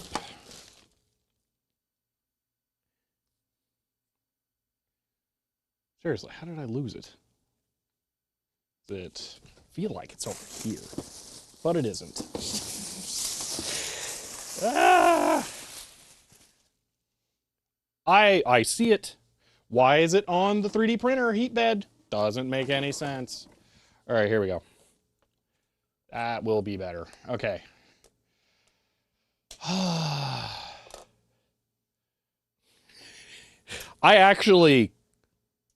I'm not against the idea of putting UV lights on there with a normally open intrusion switch. I would be down for that. That would be cool. Blame whoever was last to visit the office besides you. All right.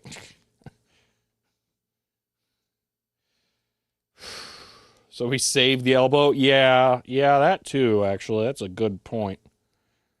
It's more full extension that hurts the elbow than anything, but that probably wouldn't do me any favors either. All right, let's get this trimmed down, not cut any conductors. Perfect. And as is tradition, you let it shoot off into the middle of nowhere, never to be seen again. You won't find it, it'll be gone. Don't worry, they just evaporate. So, get these all untangled. Spoken like a true electrician.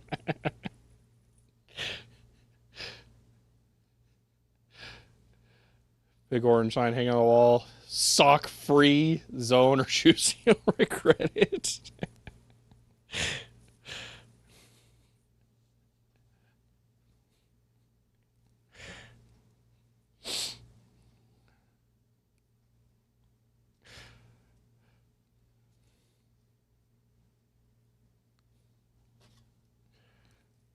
All right.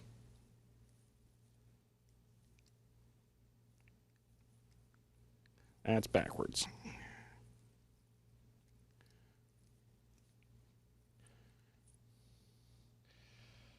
Is this unshielded? Yes. The best kind. It's in a rack. I mean, never mind the ones that are, not in a rack that I've made with this. This is in a rack. It's fine.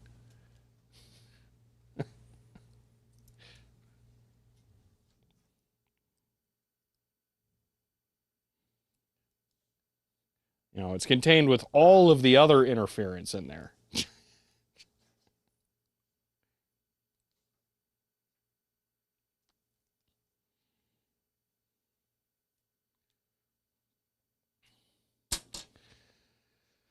Okay.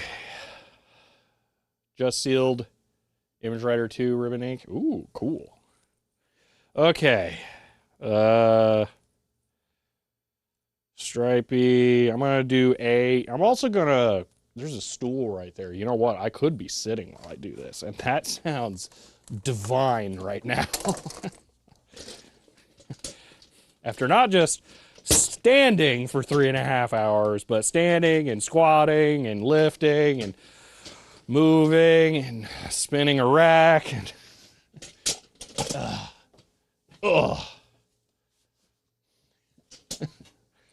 there we go. That's way better. All right. So, whew. I'm gonna just rotate this slightly. You guys get just like the better view. Oh, okay. Got your cardio covered for the week, yeah. Very small desk, yes. Well, it's fine. You don't need more for this.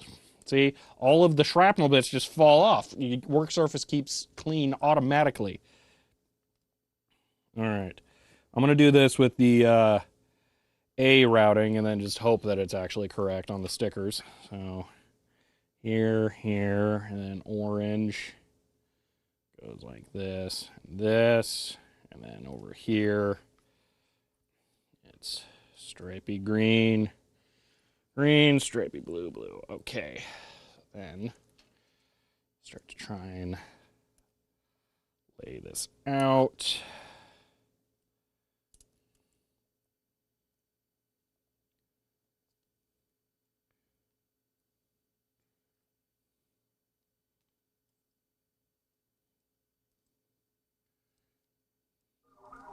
Quiet, phone. Okay.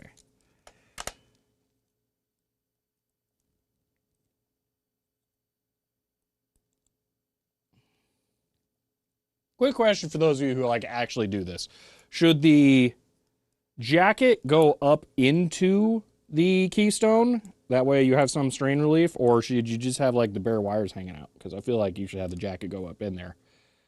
But that's way harder. Phone, I'm not looking. You can't make me. Okay, it should. 100%. All right, that's what I figured. It just sucks. That is code. Pfft, code. Boring.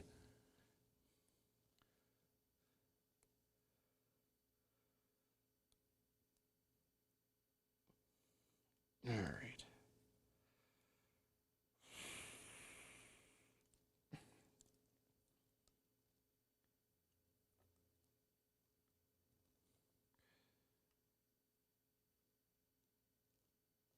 All right. Double check. That's all correct. That's all correct. All right. Punch down time. Okay. One time a clip of the bag is designed to crush into the jacket. The one time clip. Oh, yeah. That's also true for RJ45, the connectors. Pull activated. I missed it. Punch down keystones? What do you mean weird? What, do you just buy patch cable keystones and just plug the cables in? Oh, that's so much better with the silicone pad on the wood. Oh. Yeah, that rocks. Ow, this does hurt my elbow. Toolless. I mean, so yeah, so you don't crimp, you don't make custom length cables. You just buy them pre-done. And then you just plug the things in, I assume. They self-punch. Okay, I have no idea how that works. That sounds hard. Like you're gonna have to put a lot of force on a little thing.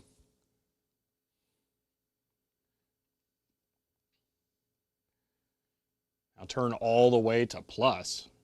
Plus. Oh, the impact is on low, actually. Do that on high. There we go.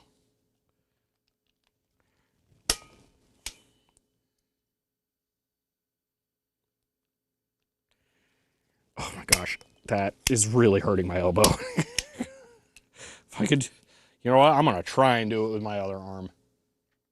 So you're punch down to stun? No, it's the force at this angle when I have already injured my elbow, and the force here at this angle is not pleasant.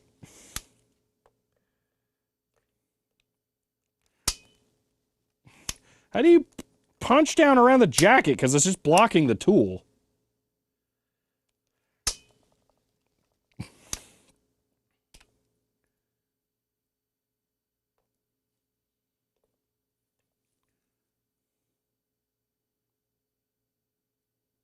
I got it in there close enough, whatever.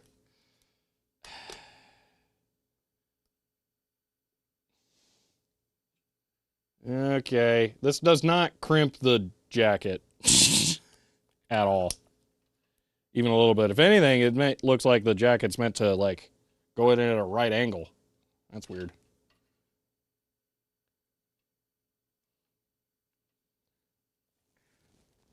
Won't even go in all the way with it.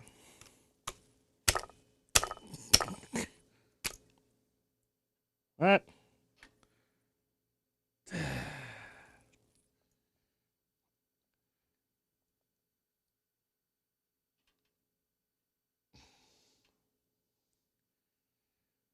It's not perma damage, it's just gonna be a long time to heal, apparently. This wants to be a real pain in the butt. Happened before last weekend. Had the house wired, I moved in, had the Sparkies pull the cable, and I re-terminated it all. Yes, I would do that. Apparently I'd do it in a really stupid way, but I would do it, too. I don't get this. This one's sucking for some reason. None of the other ones I've done have been this hard. I just, like, completely biffed this one somehow. Oh, this just doesn't go down all the way. I'm an idiot. Okay, never mind. It's been one of those days. Okay. You always use them, they never heal fast. Yeah. I put my arm in a sling for 1 day after it. It was like 2 days after the problem first happened, and it felt better than at any other point. So you'd think I would learn and then just keep it in there, but no, because, you know, life. It's got to happen. Okay, so I'm going to put this in spot number 1 because it's going to be the first device that's like a real device, and we're going to route this cable now to the length that it can be plugged into this server while it's at full extension.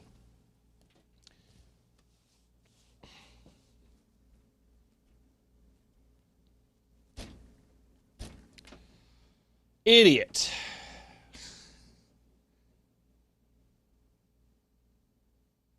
Um,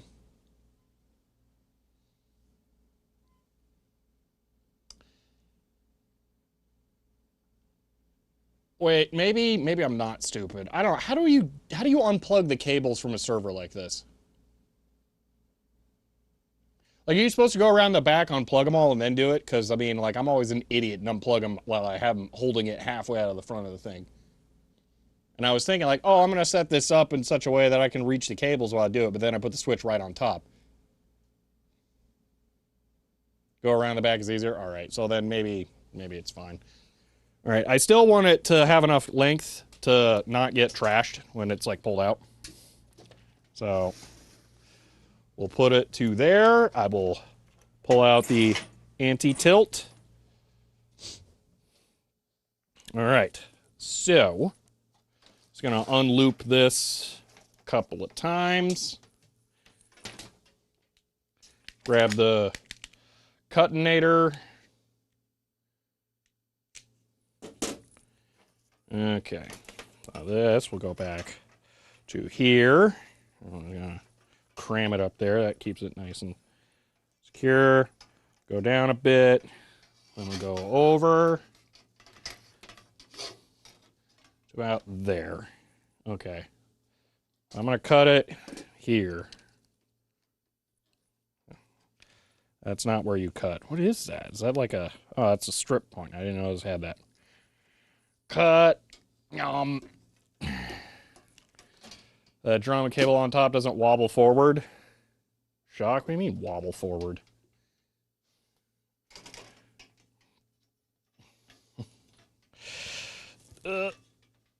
Okay. So now we just terminate this. So I think I have, yeah, a jar of I'm lazy ones here. And it has a sticker on the side that's like how you do it. This is the one where you just push the wires through and then it cuts them as you go. Normally would have mounted the switch and panel on the other side of the rack. Yeah, everyone's trying to tell me to do that, and I said, no, I'm too cool. Okay, so I'm gonna put a boot on. And then later on I'll label this, you know, totally for sure. So let me go ahead and strip this first. Is the cable length marked? Yes. But that would require reading. That's illegal here. Okay.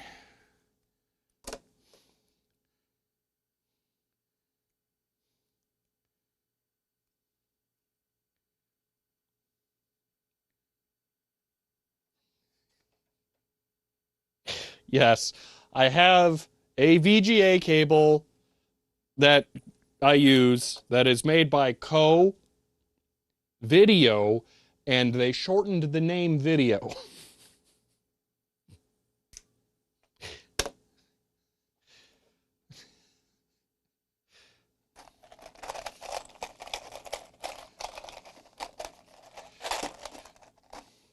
And I space out the words like that very intentionally for the YouTube VOD's auto subtitle content matching, so I don't get the blue strip along the bottom.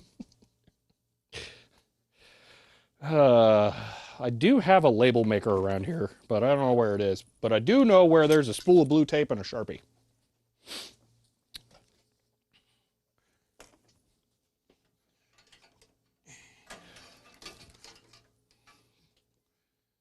So I will actually label this.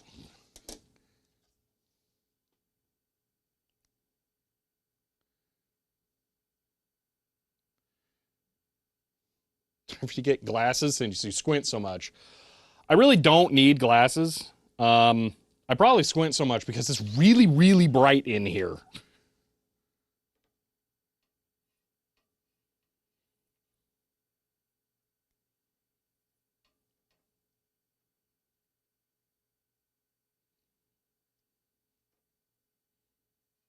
And besides, I'm sure my eyeballs like getting squished all the time. It's healthy for them.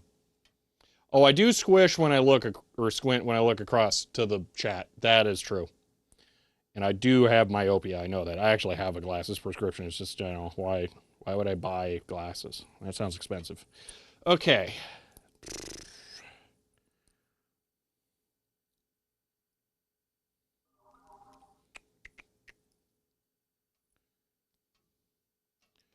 Squished eyeballs, happy eyeball? Exactly.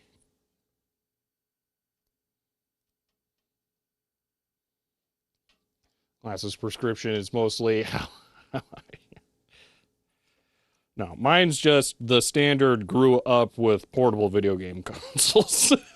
It's going to be a lot worse for people now with them giving cell phones to like 2-year-olds or whatever. But, that's a different thing.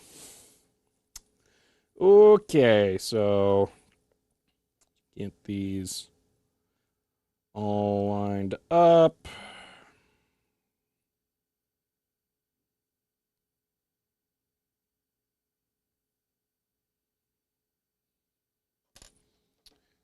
All right. Got that LCD Game Boy Vision? Yeah.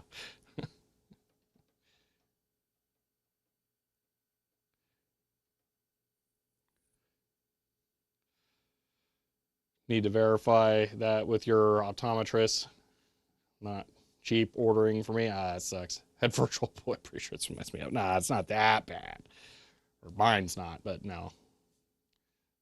Glasses cost €20. Well, the euro part tells me everything I need to know there, because you live in the land of sanity.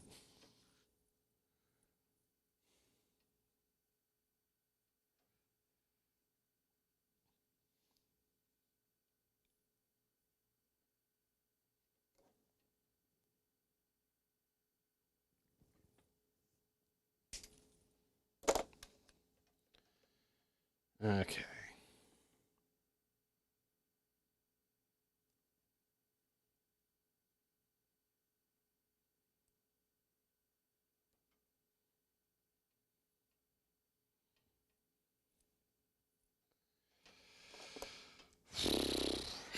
She was Brexit.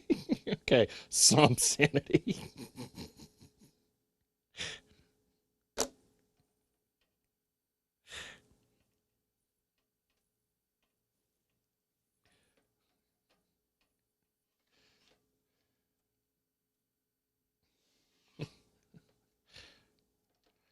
All right. There, we did one cable. Woo! Wait, I haven't done it yet. Hold on. This could still mess it up somehow. Look, we got shielded connectors. Isn't that as good as a shielded cable?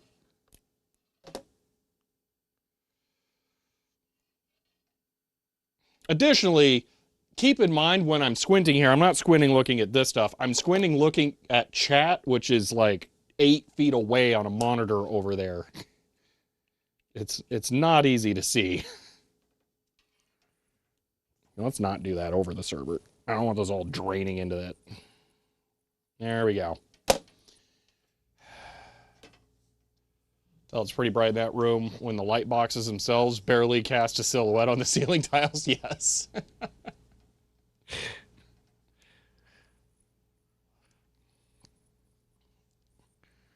All right, there is our first network cable. Yay! Do I ever wear glasses for nearsightedness? No.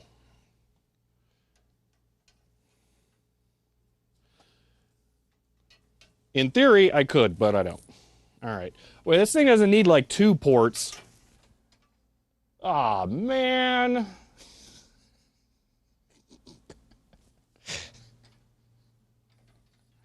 Wait a minute. No, I'm just going to DHCP through the 10 gig. It'll be cool. I don't have to do squat.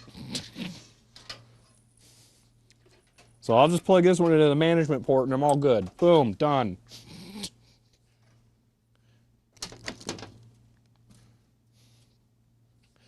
the thing with the network jacks, the Keystone patch panel came with twist ties. But that sounds stupid. And by twist ties, I mean zip ties for retaining the cables behind the patch panel.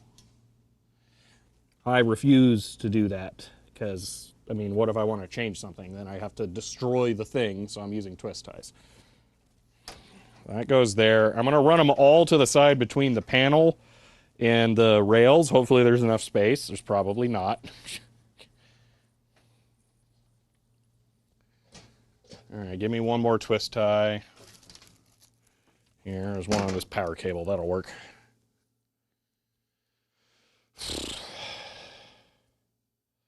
They aren't the releasing kind of zip ties? Probably not. I mean, this thing was like $17. I'm going to guess not.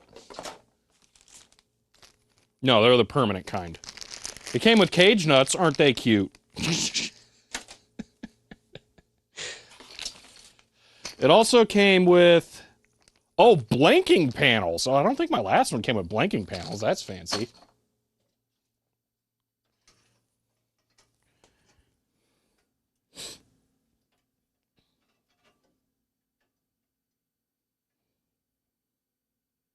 All right, I'm going to do 2 points of cable management. Or maybe not. Maybe I shouldn't. Maybe I'll just do this.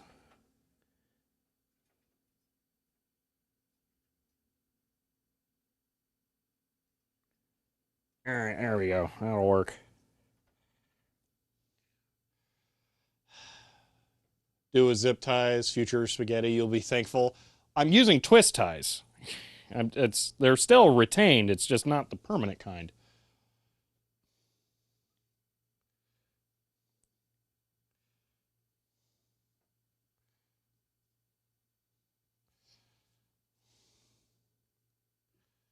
Managed network cabling, the same as primary data cabling.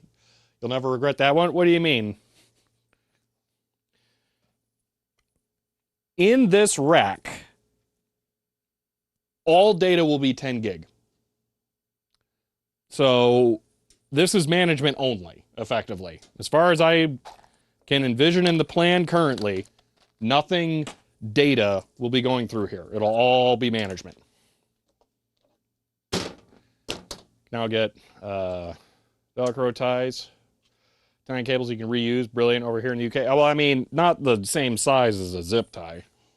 I have a bajillion Velcro cable ties. That's not a problem, but not zip tie sized. Monoprice Keystone panel didn't include blanks, but fortunately, Think It First did. So there we go. That slides in. That has power and managed network. And I can slide that, and yep, both cables are plugged in, and it reaches to that point. That's nice. I like that. Okay. I like the idea of being able to pull out the server, see the cables, and go, oops, and then push it back, and then pull them out from there. So that'll work. Okay. What time is it? 45. We do not have time on there. Fair. On the electrical fiber option. Yeah, I don't think... I mean, yeah, because there's going to be the Xeon that's going to have the IPMI port. SUPERSCOTT 3000 except as tier 1 and says 07. End of line. Super Scott 3000, thank you for the tier 1 sub there. And for 13 months. I appreciate that. Okay. Just got here, did not know you were doing besides cable ties. Ah, okay, yeah, no problem. Okay, so we got one thing. Oh, wait, we can patch cable that. Hold on. Momentous occasion. The first patch cable. Click. And then, woo. Wait, do we even have to do that? Because now it's like a U away. Yeah, we definitely do. Hold on. I got to loop it. There we go. It doesn't want to loop all that much, but I don't care. And then later I'll attach them all together somehow. I don't know. Maybe I'll 3D print a cable loom that like goes all the way across. I don't know. All right.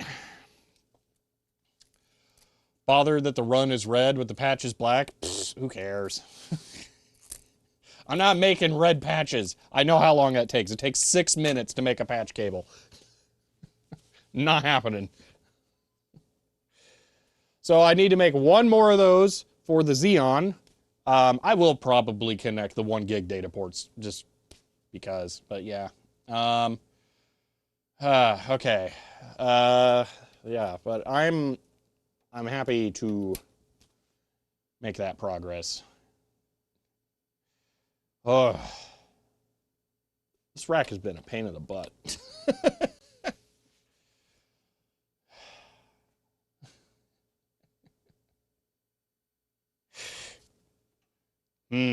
That one will bend into the hinge. That's a problem. Oh well. Oh, I'm fried on this project now. So you got the fun of repatching, shared rack, trying to work out which colors other company hadn't used. So I ended up needing white and lilac patch cables. It's amazing.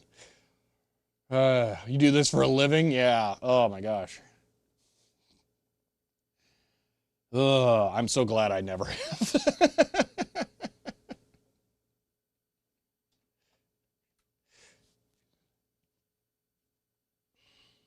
Okay, so 10 gig SFP will go right there. Um, maybe SFP keystones. I don't know. We'll see. I don't think I can get shorter patch cables. I don't really want to pay for shorter patch cables, so it doesn't really matter. Yeah, I think this is working. All right. This still has a ways to go.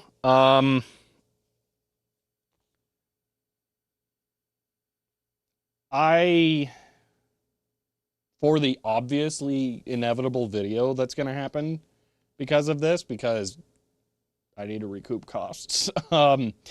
I will probably bring the Xeon here and do a full dress setup of this in the office before I take it all home. I think that's the plan.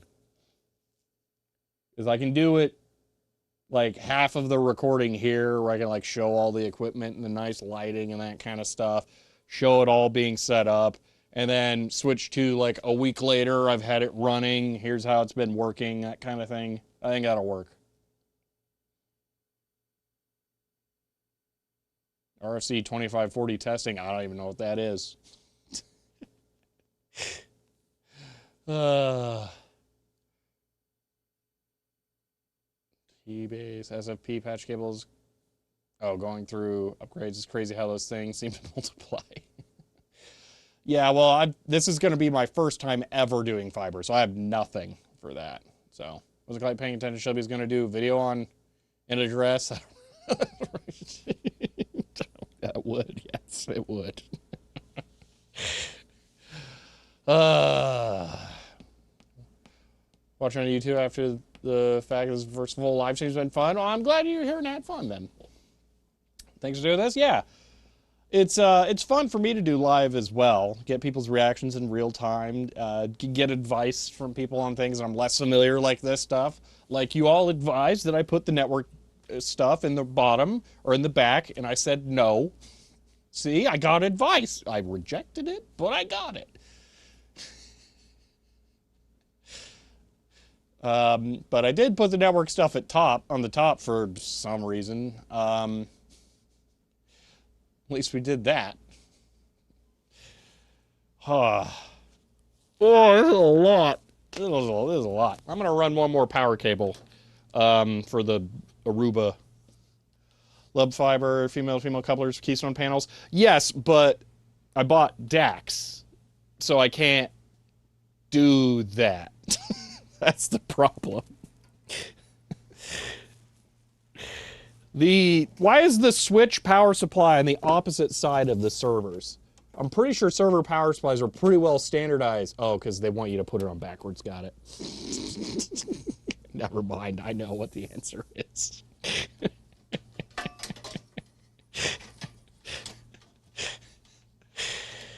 Usually reject advice. We're used to it.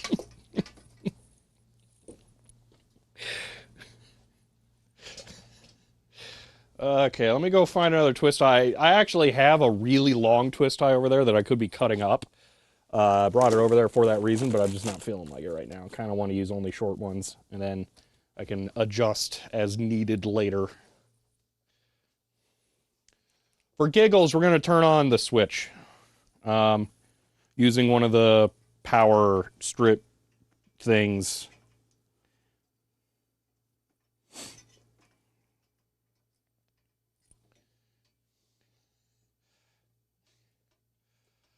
Flip it the other way up and re-rack it to move the PSU to the other side. Brilliant. About 3.5 hours thing, grudgingly. Depends on what it is, how the begrudging give-in works. All right, I'm going to turn these off. Plug. Why is there like a little cap on the power cable? Okay. Those outlets work too well. They're not very tight to begin with.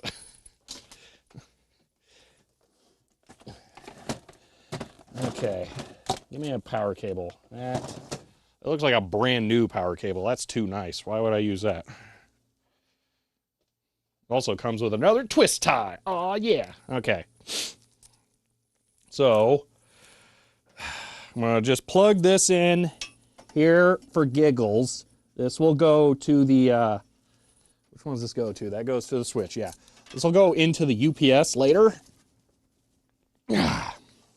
So this is just for testing. For right now, I'm gonna plug it into a different switch. Power switch, that is. And we'll turn it on. So that's on and powered. I heard it click. So now, in theory, I can walk over here, flip this. Yeah! There we go. We turned on a thing. And look, it's connected. We're doing things. Yeah, let's mark to show which ones are grouped together in a breaker. I don't have access to the breaker, so no. Oh, well, at home I do, yes. I had to mark them myself, so they're not very well marked because I don't have the wiring schematic for the house. So while the house was populated, just plugged in a lamp in places and turned things on and off.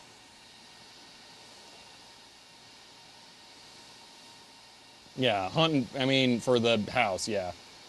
So, all right. There should be lights that, like, passively sap power on the keystone jacks. Just make it blink there, too.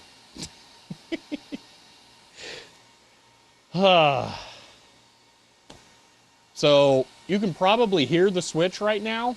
I'm going to give it a moment once the lights all turn off. Bingo. Yeah, that's how quiet it gets. It gets really, really quiet.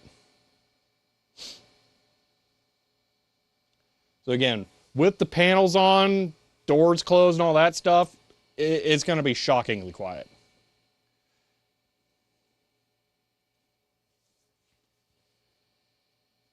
One thing that sucks about this setup is that if I don't get patch keystone SFP stuff, does that fit through there? It does, technically. I'm going to have to run one of my DAC cables through this to plug into the back of this because the SFP plus connectors are on the back of the switch, so that's kind of annoying. So, is the server running? No, only the switches. I don't really want to fire up the server just to watch the fans spin. That doesn't seem super smart. But to look at the lights blink on the switch that doesn't really do much, that's fine. So, yep. All right. Do you guys want to, I mean, you probably want to see this continue because we haven't actually done any networking. I was really hoping we were going to get farther along than this, and my plan was to try and, like, put the stool or something in the rack and prop up the other desktop. Maybe I can't put it on top because I have the very short DAC 40 gig cable somewhere that'll only work on the two racked computers, essentially. But yeah, we could have done 40 gig today, but next weekend almost certainly we'll be able to. So we'll probably continue this next weekend because I'd still have to keep working on it. There's a lot left to do. So, yeah. So you get Millennium Falcon 5s from the server fans. They're fantastic, aren't they? That's one of the best things I ever did. I really, really like that. Still blows my mind that they don't all come that way because it just makes sense. For those of you who may not have seen the video or streams about this, let me clarify. These are 3D printed fan shrouds that I made that go in front of the drive bays. Those are drives right there. They're installed. They fit with a fan in front of them. Normally you'd use the trays for the drives, but I did not get enough trays to fully deck out the server. But that didn't stop me, because it turned out I could fit 3D print these in such a way that they fit in front of that. Says So, yeah. 100 dot here. Have some bits to help CHER you up. You'll get them next weekend. End of line. Thank you for the bits, Ben. You know what? Let's check that while with a little bit of our time left. Will I actually have all of the parts by next weekend's stream? See you, Deziac.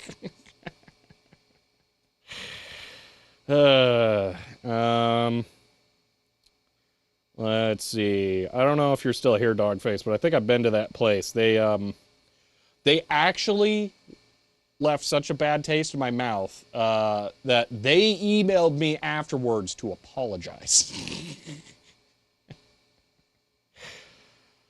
What am I doing? Oh, I'm looking on Amazon to see when things are going to be delivered. Okay. VGA rack will be delivered tomorrow. QSFP to SFP adapters will be delivered Tuesday. End of line. Engineering gave Whoa! Tier 1 gifts up to 30 STONESNORCAL. End of line. Oh, and we were rated. Gifts up to TOMAT 0 filler. While the deck talk's going on, T2SDE, or yes, T2SDE Raiders, hello and welcome. We're kind of wrapping up stream here, but I've spent the day putting rack stuff together. End of line. Yeah, the noise is this and the deck talk, of course. Engineering gave a Tier 1 gift sub to Galvan. End of line. Engineering gave a Tier 1 gift sub to Gravjaber. Become a perpetual rack stream forever. Engineering gave a Tier 1 gift sub to Legend Jetta. End of line. It likes big racks. This is a nice short rack. I don't have a 42U. Shade Tree, thank you so much for the 10 gifted subs. I really appreciate that. Thank you. Needs custom order short boot 10-meter cable to get from bedroom study inside. Oh yeah, you got fun stuff you need to do. Might have the last fiber you need. Yeah. So by the looks of it, all right, go through this one more time. MikroTik SFP Plus 10 gig switch will be Wednesday. Last QNAP that I won't actually need here will be Wednesday.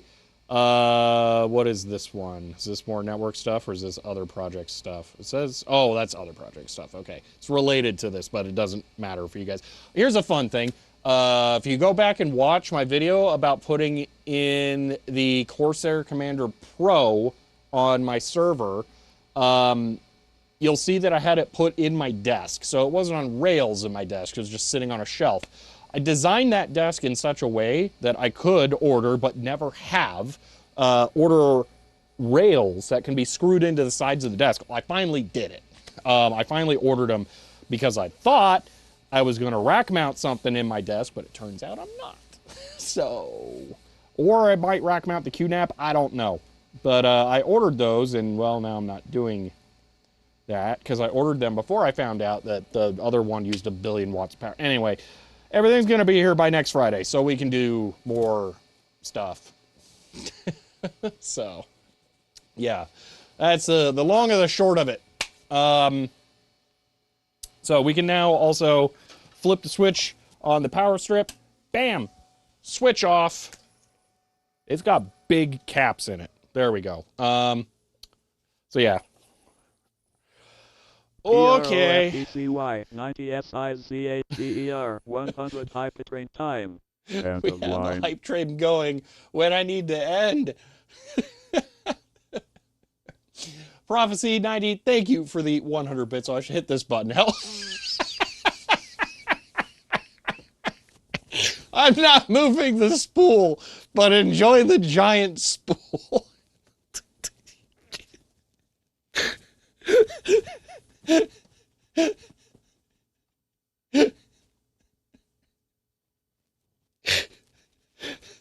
No, it's not shielded.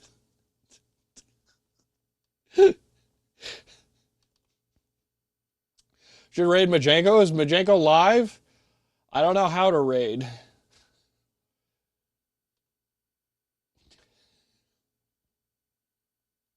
This is now the spool show, yes. Kimbrel makes it look like you're wearing it like a barrel, yeah. I just need the little straps over there. Sure, we can raid Majenko if I can figure out how. Oh, man. Let's see, I might hit the outro button because I think if this works, I'll be able to do it in time. All right. Hello, goodbye. So yes, we are ending stream. Thank you all for being here and hanging out. If you are on the Twitch side, here, I'm figuring out how to do this. There we are. We're gonna go ahead and raid Majenko, who's one of my mods, who is apparently doing some soldering or something. So yeah, we're gonna go ahead and do that. I don't know where to click the button to start the raid. There it is. Okay. We're starting the raid on the YouTube side, so we're gonna raid in apparently 10 seconds. They're ready to raid in some number of seconds. I don't know how this works. There's a raid now button. Okay, it'll automatically raid in a minute. That's perfect, because that gives me enough time for the outro. All right, so we will continue the network rack rebuild, the spool streams next weekend, because I will have the rest of the hardware that I need then. Yes, but for now, thank you all for being here and watching and supporting. It really does mean a lot to me. I appreciate it so much. Thank you. If you enjoyed this stream, you may want to follow to be notified when I go live again next. If you want to help support the channel, you can find me on Patreon or get a shirt. Well, you can't there are shirts out there. You can find them. But that's it for now, and I will see you all next time.